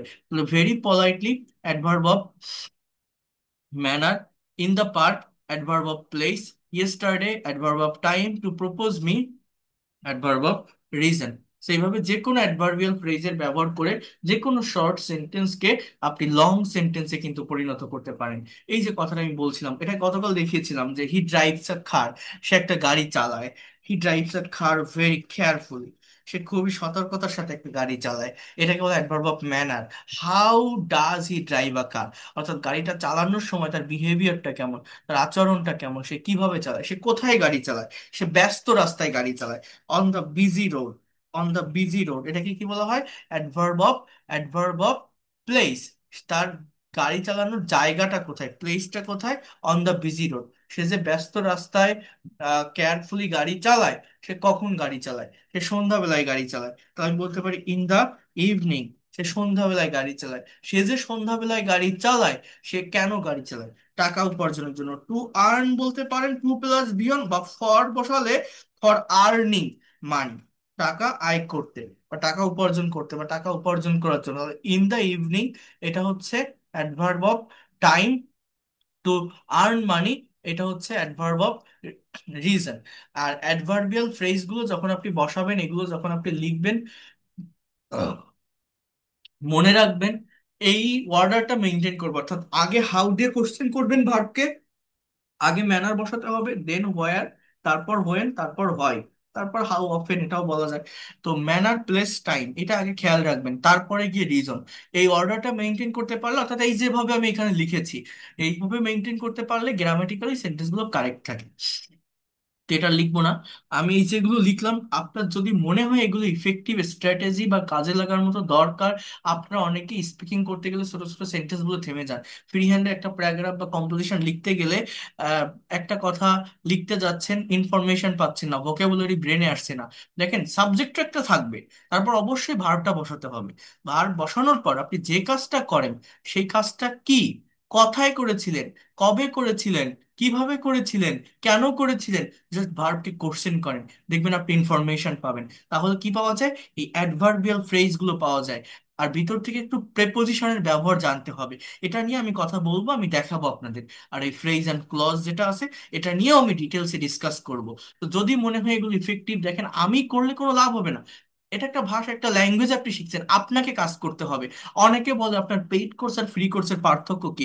পার্থক্য এইটাই, এই যে আমি এখন করাচ্ছি আপনি দেখতেছেন, ক্লাস হলে কিন্তু আপনার এটা দেখা শেষ।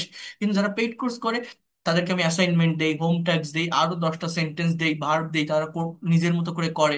সেখানে ভুল হলে আমি ধরাই দিই। বাট এখানে তো ওই সুযোগটা নেই, এখানে তো অনেক স্টুডেন্ট একসাথে আছেন, যে যার মতো ক্লাস করতেছেন। আমি তো আপনাকে আলাদাভাবে ডেকে ওইভাবে দেখতেও পারবো না, জানতেও পারবো না। বাট যদি আপনার মনে হয় আমার জায়গা থেকে যতটা করার আমি করতেছি, যদি আপনার মনে হয় এটা ইফেক্টিভ, কাজে লাগার মতো, শেখার মতো, তাহলে আপনাকে এটা চর্চা করতে হবে, আপনাকে এটা নিতে হবে। That's it. হ্যাঁ, ইভেন যে কোনো বাংলা সেন্টেন্সও ইন দিস ওয়ে, এই এই ওয়েটা ফলো করে আহ, যে কোনো বাংলা সেন্টেন্সকে আমরা ইংলিশে ট্রান্সলেট করতে পারি। যেমন আমি একটু দেখাই, এটা আমি আগেও দেখিয়েছি। যেমন দেখেন, আমি যদি এরকম একটা সেন্টেন্স বলি, সে, একটু ওয়েট করেন, তার মেয়ের জন্মদিন এর পার্টিতে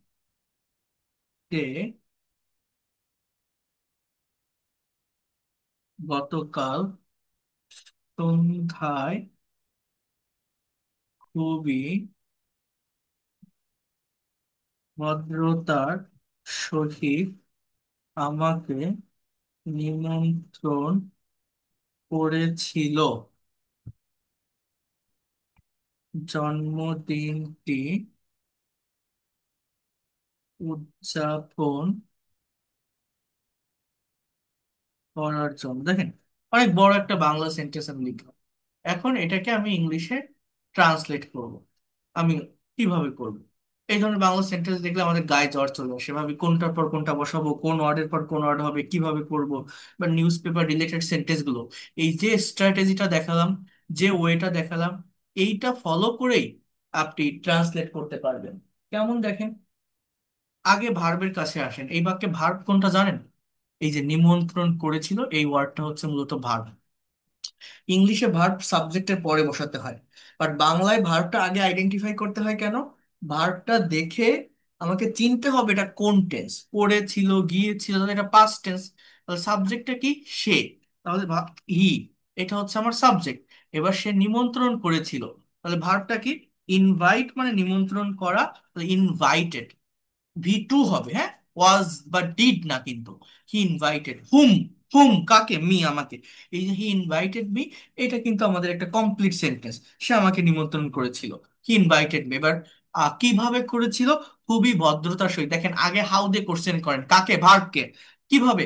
ভদ্রতার সহিত। তাহলে উইথ পলাইটলি।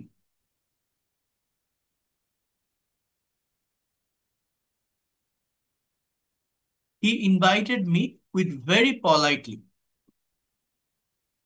এরপর কোথায় করেছিল? তার মেয়ের জন্মদিনের পার্টিতে। অ্যাডভার্ব অফ প্লেসটা কি? ওয়ার। অন হিজ, কি বলতে পারি? On his daughters birthday party.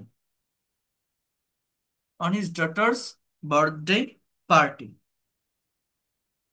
এটা হচ্ছে অ্যাডভার্ব অফ প্লেস। কখন করেছিল? গতকাল সন্ধ্যায়। তাহলে when? In the, in the evening, yesterday. সে যে গতকাল সন্ধ্যায় তার মেয়ের জন্মদিনের পার্টিতে আমাকে নিমন্ত্রণ করেছিল। কেন করেছিল? জন্মদিনটি উদযাপন করার জন্য। রিজনটা কি? ওয়াই? টু সেলিব্রেট, বা আপনি বলতে পারেন for celebrating this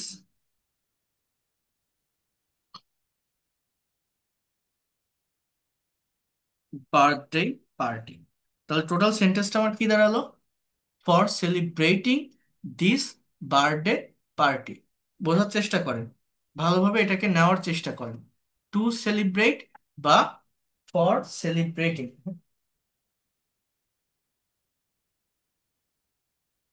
for celebrating this birthday party. তাহলে দেখেন অনেক বড় একটা বাংলা সেন্টেন্স আমি এই same method, same way follow করে ট্রান্সলেট করছি। আপনার যদি এটা বিশ্বাস না হয়, আপনি যে কোনো বাংলা সেন্টেন্স বের করে ট্রান্সলেশনের পার্ট থেকে এই ওয়েটা ফলো করবেন। আগে ভার্বের কাছে আসবেন, দেন সাবজেক্টটা বসাবেন। বসানোর পর যে টেন্সে বাক্যটা লেখা আছে সেটা আইডেন্টিফাই করে ভার্বটা বসাবেন। ওই ভার্বটা বসানোর পর ভার্বকে কোথায়, কখন, কিভাবে, কেন দ্বারা প্রশ্ন করবেন, দেখবেন ওই বাংলা বাক্যের ভিতরেই উত্তর আছে। সেইটাকে ফ্রেজ আকারে আপনার পরপর ইংলিশে বসাতে হবে। তাহলে ট্রান্সলেশনটা কমপ্লিট হয়ে যায়। আর এই ট্রান্সলেশনের উপর আরো অনেকগুলো ক্লাস আছে, আমি আপনাদের ইন ডিটেলসে দেখাবো। বাট এই পর্যন্ত যে কথাগুলো বললাম বা যে বিষয়গুলো দেখালাম, আপনারা কি কোনো কিছু বুঝতে পারলেন? বা আমাকে একটু জানাবেন যে নতুন কোনো কিছু নিতে পারছেন? যা যা বললাম, যে কিভাবে পার্টস অফ স্পিচ গুলোকে কিভাবে আগে একটু বোঝেন কিভাবে পার্টস অফ স্পিচ গুলোকে আইডেন্টিফাই করতে হয়। এরপর আমি কি বলছি, যে পার্টস অফ স্পিচ এই যে চেঞ্জ হয়, একটা ওয়ার্ড একটা সেন্টেন্সে বিভিন্ন পজিশনে বসার মাধ্যমে চেঞ্জ হয়, এই চেঞ্জিংটা আমাকে ধরতে হবে। আরেকটা কথা কি বললাম, কিভাবে অ্যাডভার্বিয়াল ফ্রেজের ব্যবহার করে লং সেন্টেন্স গুলো করা যায়, ইভেন যে কোনো বাংলা সেন্টেন্সকেও কিভাবে ট্রান্সলেট করা যায়। একটু কি কোনো কনসেপ্ট পেয়েছেন বা ধারণা পেয়েছেন, বা নতুন কিছু শিখতে পারছেন জায়গাটা থেকে? একটু বলেন তো। তো এইটা দরকার। দেখেন আমি যাদেরকে শেখাই ল্যাঙ্গুয়েজের অরিজিন একদম ফার্স্ট থেকেই শেখানোর চেষ্টা করি, যাতে করে এই ভাষাটা সে ধরে রাখতে পারে। অর্থাৎ আমি ভাষাটা এইভাবে শেখাই, এটা যাতে আপনার অ্যাসেট বা সম্পদ হয়ে থাকে, আপনি যাতে আপনার নেক্সট জেনারেশনকে শেখাতে পারেন। আমি আপনাদের বলছি, আমার কাছেই কোর্স করে আমার স্টুডেন্টরা কিন্তু সব সব জায়গায় ইংলিশের কোর্স করাচ্ছে। মাদারীপুরে একজন অফলাইনের কোর্স দিয়েছে, তার সে বলছে স্যার আমার প্রথম মাসে 13 জন স্টুডেন্ট ছিল। আপনার কাছ থেকে আমি কোর্স করার পর আপনার মেথড ফলো করে আমি পড়াইছি, আমার পরের মাসেই 57 জন স্টুডেন্ট হয়েছে। ওইখানকার বিভিন্ন জেলা কোর্টের অনেক অ্যাডভোকেটরা তার কোর্সে ভর্তি হয়েছেন। ফরিদপুরে একটা আছে, মুন্সিগঞ্জে আছে, আমার স্টুডেন্ট তারা অফলাইনে ব্যাস পড়াচ্ছে আমার স্ট্র্যাটেজি ফলো করে। অর্থাৎ আমি কিন্তু ভাষা ভাষা কোনো ইংরেজি শেখাই না। আমি, দেখেন এই যে জিনিসগুলো দেখালাম একদম ল্যাঙ্গুয়েজের অরিজিন থেকে কতগুলো বিষয় নিয়ে কথা বললাম, এগুলো একজন টিচারের পড়াতেও কষ্ট হয়। আমি কিন্তু সর্বোচ্চ পরিশ্রম করে পড়ানোর চেষ্টা করি, তাই যাদেরকেই পড়াই না কেন আমি বোঝানোর চেষ্টা করি। আর এটা আরেকজনকে বোঝাই দেওয়াও অনেকটা কঠিন, সহজ না। কারণ দেখেন আমি যদি আপনাকে এইগুলো পড়াতাম, আমি যদি বলতাম যে হ্যালো ডিয়ার স্টুডেন্টস, আজকে আমরা স্পোকেনের রুল করব, আপনারা যদি এই রুলস গুলো ভালোভাবে জানেন তাহলে ইংরেজিতে কথা বলতে পারবেন। যেমন রুল 4, কিপের ব্যবহার, পড়তে থাকো যেতে থাকো। কিপ প্লাস ভার্বের সাথে ING plus subject plus verb any form. যেমন লেগে থাকো তুমি জিতবে, keep staying, you will win. হাসতে থাকো, তুমি সুখী হবে। Keep smiling, you will be happy. তুমি যেতে থাকো, আমি পরে আসবো। তাহলে আমি দুটো করে দিলাম, বাকিগুলো আপনারা করেন। তাহলে এটা কি হবে? যে keep going, I will come later. নামাজ পড়তে থাকো, সকল সমস্যার সমাধান হবে। তাহলে কি হবে? কিপ প্রেইং, বা কিপ সেইং প্রেয়ার, এটাও বলা যায়, বা কিপ প্রেইং বললেই হয়। You will get the solution of all problem. হ্যাঁ, এরপর কি বলা যায়? যে চেষ্টা করতে থাকো, তাহলে keep trying, you will be able to, কি বলছে?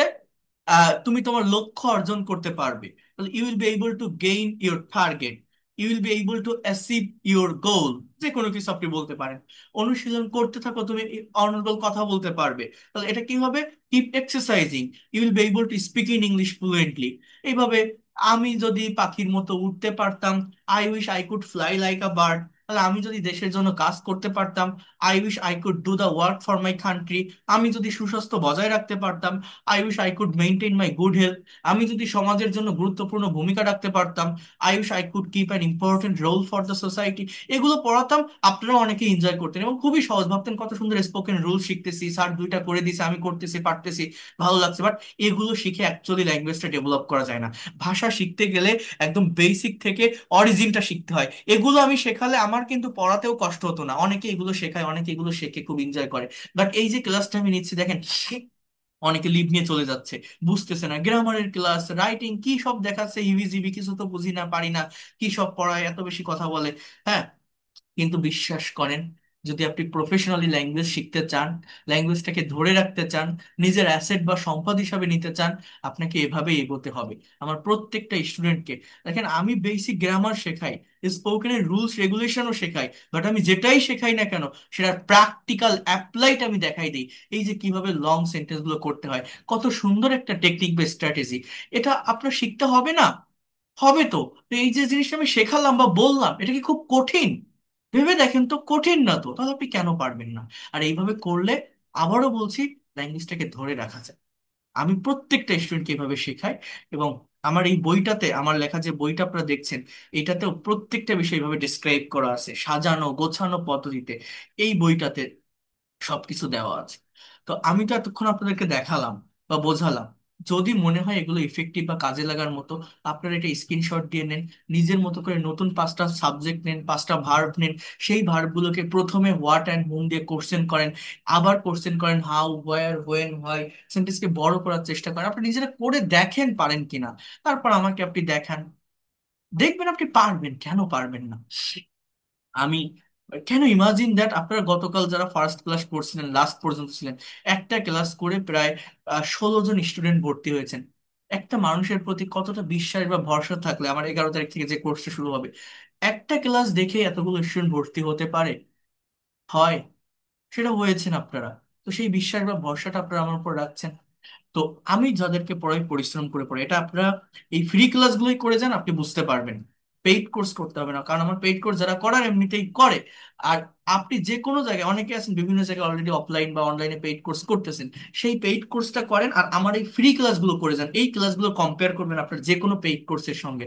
যদি বেটার কিছু না পান, তখন বলবেন। কারণ আমি ডিটেলসে ল্যাঙ্গুয়েজের অরিজিন থেকে শুরু করে ধারাবাহিকভাবে বোঝানোর চেষ্টা করছি এবং করব। আগামীকালও টেন্সের উপর থার্ড ফ্রি লাইভ ক্লাস হবে, প্রত্যেকে জয়েন করবেন।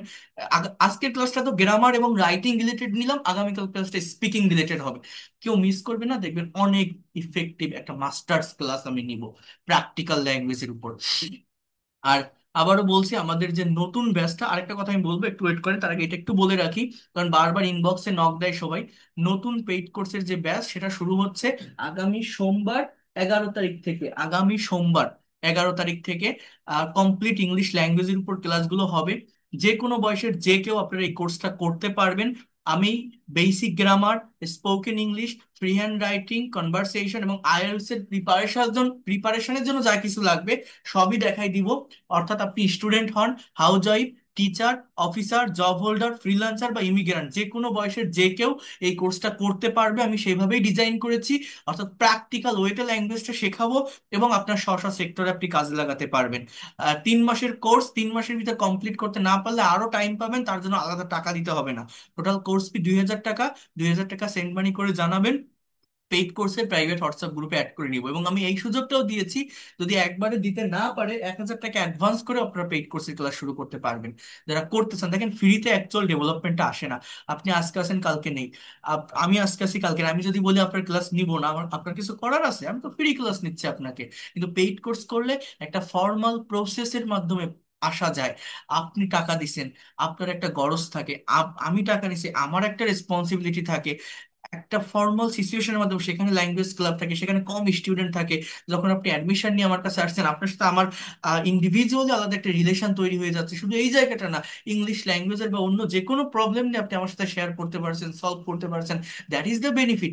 আর ক্লাস হচ্ছে, পেইড কোর্সের ক্লাস এত লং টাইম ধরে নেই না। এই যে ফ্রি ক্লাসগুলো 1.5 ঘন্টা 2 ঘন্টা ধরে হচ্ছে, পেইড কোর্সে আমি যতটুকু পড়াবো ততটুকুই যাতে আপনি নিতে পারেন, সেভাবেই আমরা এগোবো। 1 ঘন্টা করে ক্লাস টাইম থাকবে, সপ্তাহে 4 দিন ক্লাস। আপনাদের নতুন যে ব্যাচটা 11 তারিখ থেকে হবে, আপনার এই ব্যাচের ক্লাস টাইম যদিও সোমবার থেকে ক্লাস শুরু হবে আগামী, বাট ক্লাস টাইম থাকবে রবি মঙ্গল বৃহস্পতি শুক্র, আমি বলে রাখলাম। আর প্রত্যেকটা ব্যাচে 30 জন করে স্টুডেন্ট থাকবে। যারা এখনো পর্যন্ত ভর্তি হতে চান, আগের ব্যাচগুলোতে প্রি ক্লাস করেছেন বাট নতুন ব্যাচ পাননি বা টাকা পয়সার কারণে ভর্তি হতে পারেননি, তারা ভর্তি হতে পারেন। একদম শুরু থেকে আপনি শিখতে পারবেন 11 তারিখ থেকে যদি এই ব্যাচটাতে ভর্তি হন। এটা 72তম ব্যাচ শুরু হবে, বর্তমানে 71তম ব্যাচ রানিং আছে। প্রত্যেকটা ব্যাচ সন্ধ্যা বা রাতে হয়, অর্থাৎ রাত 10টাতেই হবে, যাতে করে স্টুডেন্ট, চাকরিজীবী বা অন্য পেশার মানুষেরা সময় বের করে করতে পারেন। আর এইভাবে স্ক্রিন শেয়ার করে ক্লাসগুলো নেব। ওয়ার্ড বা পাওয়ার পয়েন্ট স্লাইডের মাধ্যমে ক্লাস শেষে রেকর্ড এবং পিডিএফ ফাইল পাবেন। এই ফ্রি ক্লাসেও রেকর্ড পিডিএফ ফাইল দিচ্ছি, পেইড কোর্সে আসলেও প্রিমিয়াম ক্লাসের রেকর্ড পিডিএফ ফাইল আপনি পাবেন। সেটা সারা জীবন আপনার কাছে আপনি সংরক্ষণ করে রাখতে পারবেন। আর একদম বেসিক থেকে শুরু করে অ্যাডভান্স লেভেলের প্রত্যেকটা বিষয় পড়াবো। একজন স্টুডেন্ট শুধু স্পোকেন নয়, সম্পূর্ণ ভাষাটা যাতে ডেভেলপ করতে পারে, সেভাবে আমি এগোবো। ইন ডিটেলসে সবকিছু শিখতে পারবেন আপনি যতই দুর্বল হন না কেন। আর এই কোর্সটা টোটাল 70টা ক্লাস, এখানে হিউজ ক্লাস আপনি পাবেন। এরকম 70 বলে কোনো কথা না, এটা হচ্ছে আপনি যতদিন না পর্যন্ত এক্সপার্ট হবেন, আমি আবারও বলছি, আপনি আমার কাছে থাকতে পারবেন। এখন আপনার উপর এটা ডিপেন্ড করবে। আপনি যদি মোটামুটি বেসিকটা জানেন, আপনি 20টা ক্লাস করেও ভিত্তিটা ভালোভাবেই ডেভেলপ করতে পারবেন, স্পিকিং করতে পারবেন। আপনি যদি একদম নর্মাল, একদম দুর্বল থাকেন, বাট যদি রেগুলার ক্লাস করেন বা আমার টাস্কগুলো একটু কমপ্লিট করেন, আপনার হয়তো 30টা ক্লাস লাগবে। আবার আপনি যদি একদম দুর্বল থাকেন বা ইরেগুলার থাকেন, তাহলে হয়তো আপনার 70টা ক্লাস লাগবে, কারো 80টা লাগতে পারে। অনেকেই আছে 1.5 বছর ধরে ক্লাসে বা আমার গ্রুপগুলোতে আছে, তাদের তো আমি রিমুভ করতেছি না, কারণ সে তো আমার কোনো জায়গা দখল করতেছে না, কোনো প্রবলেম করতেছে না। আমি ক্লাস যে, সে যদি আমার ক্লাসে থাকে, আমার সমস্যা কি? সে শিখলো। আপনি শিখতে পারবেন যতদিন না পর্যন্ত পর্যন্ত শিখতে পারেন, আপনার বাড়তি কোনো টাকা দিতে হবে না। টোটাল কোর্স ফি 2,000 টাকা। এবং আমি এই সুযোগটাও দিয়েছি যে 1,000 টাকা অ্যাডভান্স করেও শুরু করতে পারবেন, এটা কোথাও কেউ দেয় না। বাকি 1,000 টাকা আপনি কিছুদিন পরে দিলেও হবে। তো এরপর 30টা ক্লাস থাকবে। প্রথম 10টা ক্লাস থাকবে বেসিক গ্রামারের উপর, যাতে করে আপনার ভিত্তিটা মজবুত হয়। যেমন এই যে আজকে একটা গ্রামাটিক্যাল ক্লাস নিলাম, বাট এটা কি আসলেই গ্রামারের মতো লাগছে? না, এটা প্র্যাকটিক্যালি বোঝানোর চেষ্টা করছি আমি সবকিছু। এইভাবে কয়েকটা ক্লাস নিব, যাতে করে আপনার ভিত্তিটা মজবুত হয়, ক্রিয়েটিভ পাওয়ারটা বাড়ে, নিজের মতো করে আপনি যাতে করে একটা সেন্টেন্স লিখতে পারেন, বা একটা ভাইবা ফেস করতে পারেন, একটা প্রেজেন্টেশন দিতে পারেন, একটা কম্পোজিশন সিভি লিখতে পারেন। এরপর 30টা ক্লাস থাকবে স্পোকেন ইংলিশের উপর, ইংলিশে কথা বলার জন্য যা কিছু দরকার এই ক্লাসগুলো থেকে আপনি পাবেন। এরপর 40 থেকে 50 নাম্বার ক্লাসগুলো থাকবে রাইটিং এর উপর। ফ্রি হ্যান্ড রাইটিং এর উপর 10টা মাস্টার্স ক্লাস আছে। যারা BCS, bank job, admission test, যারা হাউস ওয়াইফ আছেন, যারা কর্পোরেট অফিসে জব করেন, যারা ফ্রিল্যান্সার আছেন, রাইটিং নিয়ে যারা প্রবলেম ফেস করেন, যারা ব্লগ লেখেন, তাদের জন্য ইফেক্টিভ 10টা ক্লাস থাকবে। আপনি করলেই বুঝতে পারবেন। এই ফ্রি ক্লাসের ভিতরেও একটা দুইটা রাইটিং এর ক্লাস আছে, আমি দেখাবো আপনাদের। এরপর 50 থেকে 70 নাম্বার ক্লাস, দেখেন এই ক্লাসগুলো হচ্ছে আমি করাবো, আপনি দেখবেন। এখন আমি টিচার, আমি করাচ্ছি, আপনি দেখতেছেন। টিচার মানে কি? টিচ শব্দ থেকে টিচারটা আছে। টিচ মানে কি? শেখানো, আমি শেখাচ্ছি। এটা একটা পজিটিভ ভার্ব। শিখতেছে কে? আপনি। কাজটা কার বলেন তো? আপনার। পজিটিভ ভার্বের চ্যাপ্টার কখনো পড়েছেন? পড়ে দেখবেন। এই দেখেন আমার লেখা এই বইটাতে, কই সে বই কই, এই যে আমার লেখা এই যে বইটা, স্পিক ইংলিশ উইথ সোনামুখ, এখানে পজিটিভ ভার্বের একটা চ্যাপ্টার আছে। পজিটিভ ভার্ব মানে অন্যকে দিয়ে কাজ করানো। যেমন আমি তোমাকে একটি পাখি দেখাবো, বলেন তো ইংলিশ কি? অনেকে এটা বলতে পারে না। I will show you a bird. হ্যাঁ, আমি তোমাকে ইংরেজি শেখাবো। I will teach you English. এখন টিচ মানে শেখানো, এটা আপনি জানেন না। আপনি জানেন যে লার্ন মানে শেখা। তাহলে আপনি কিভাবে বলবেন আমি তোমাকে ইংরেজি শেখাবো? তখন আমাকে এরকম বলতে হয়, make I will make you learn English. I will make you learn English. তো এই যে কাজটা, অর্থাৎ অন্যকে দিয়ে কাজ করানো, মানে আমি টিচার, আমি শেখাচ্ছি, আমি আপনাকে একটা গাইডলাইন দিচ্ছি, বাট বাট কাজটা মূলত কার? আপনার। শিখবে কে? আপনি। অর্থাৎ আপনাকে কথা বলতে হবে। এই জন্য 50 থেকে 70 নম্বর ক্লাসগুলো থাকবে conversation practice, news article translation এবং প্রেজেন্টেশন ক্লাস, যেটা করার মাধ্যমে within 3 month you will be expert and fluent in English. অর্থাৎ প্রতিদিন এই ক্লাসে আপনাকে কনভারসেশন প্র্যাকটিস করাবো, ট্রান্সলেশন প্র্যাকটিস করাবো, সার্টেইন টপিকের উপর কোশ্চেন থাকবে, আইএলটিএস কিউ কার্ড টপিকের উপর অ্যান্সার দেওয়া থাকবে, আমি সেটা অ্যানালাইসিস করে দিব, সেখান থেকে আপনাকে প্রেজেন্টেশন দিতে হবে, ভুল হলে আমি ধরাই দিব। এছাড়া তো ল্যাঙ্গুয়েজ ক্লাবের ফ্যাসিলিটিস আপনি পাচ্ছেন। তাহলে কি বললাম? Basic grammar, spoken English, writing, conversation, translation, presentation. এভাবে যদি করে আপনি কেন পারবেন না? আপনি অবশ্যই পারবেন। ইভেন ফ্রি ক্লাসগুলো করতে থাকেন, দেখেন আপনি কতটা ডেভেলপমেন্ট পান। আর যারা আগে পড়ে গেছেন, অলরেডি ভর্তি হতে পারেননি টাকা পয়সার সমস্যার কারণে বা টাইমের কারণে, তারা নতুন ব্যাচে ভর্তি হয়ে যেতে পারেন। 11 তারিখ থেকে শুরু হবে। আর যারা ইন্ডিয়া থেকে আসেন, তারা গুগল পে বা ফোন পে করে পেইড কোর্সে ক্লাসে ভর্তি হবেন। 2000 টাকা কোর্স ফি একবারে দিলে আর ঝামেলা থাকবে না। পেইড কোর্সে ভর্তি হলে, অর্থাৎ এই নাম্বারে সেন্ড মানি করে, এই নাম্বারে, এই যে দুইটা নাম্বার দেখছেন আমার, এই দুইটা নাম্বারে হোয়াটসঅ্যাপ আছে, হোয়াটসঅ্যাপে স্ক্রিনশট বা লাস্ট ডিজিটটা জানাবেন, আমি আপনাদের পেইড কোর্সের প্রাইভেট ব্যাচে অ্যাড করে নিব। এবং আপনাদের একটা আইডি কার্ড দিব, আপনার একটা আইডেন্টিটি থাকবে যে আপনি আমার ব্যাচের স্টুডেন্ট, এরকম। অর্থাৎ একদম ফর্মাল ওয়েতে সবকিছু শিখতে পারবেন। যেহেতু আপনি অনলাইনে ক্লাস করছেন, আপনার হোয়াটসঅ্যাপ নাম্বারটা ডিলেট হতে পারে, বা যদি ইনকেস কোনো সমস্যা হয়, এটা আপনি আমাকে দেখালে আমি যে কোনো নতুন ব্যাচ আপনাকে অ্যাড করে নিতে পারবো। একদম ফর্মাল ওয়েতে সবকিছু করতে পারবেন। আবারও বলছি, আর এই নাম্বারেই আমার হোয়াটসঅ্যাপ আছে। আগের ক্লাসের রেকর্ড বা যে কোনো পিডিএফ ফাইল নিতে, যে কোনো কথা বলতে এটাতে যোগাযোগ করবেন। 01997356957, 01938689196, এই দুইটা নাম্বার দেওয়া থাকলো আপনাদের কাছে।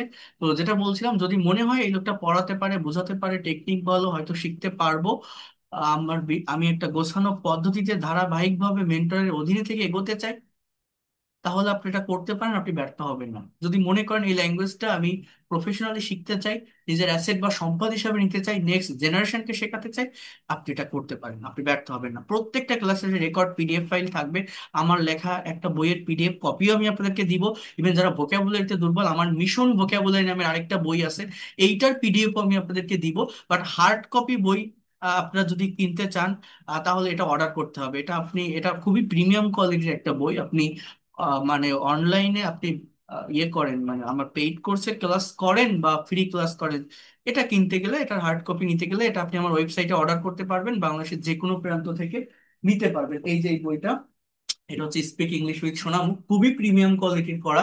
এটা কমপ্লিট ল্যাঙ্গুয়েজের উপর আছে, আপনার grammar, pronunciation, spoken, writing, vocabulary.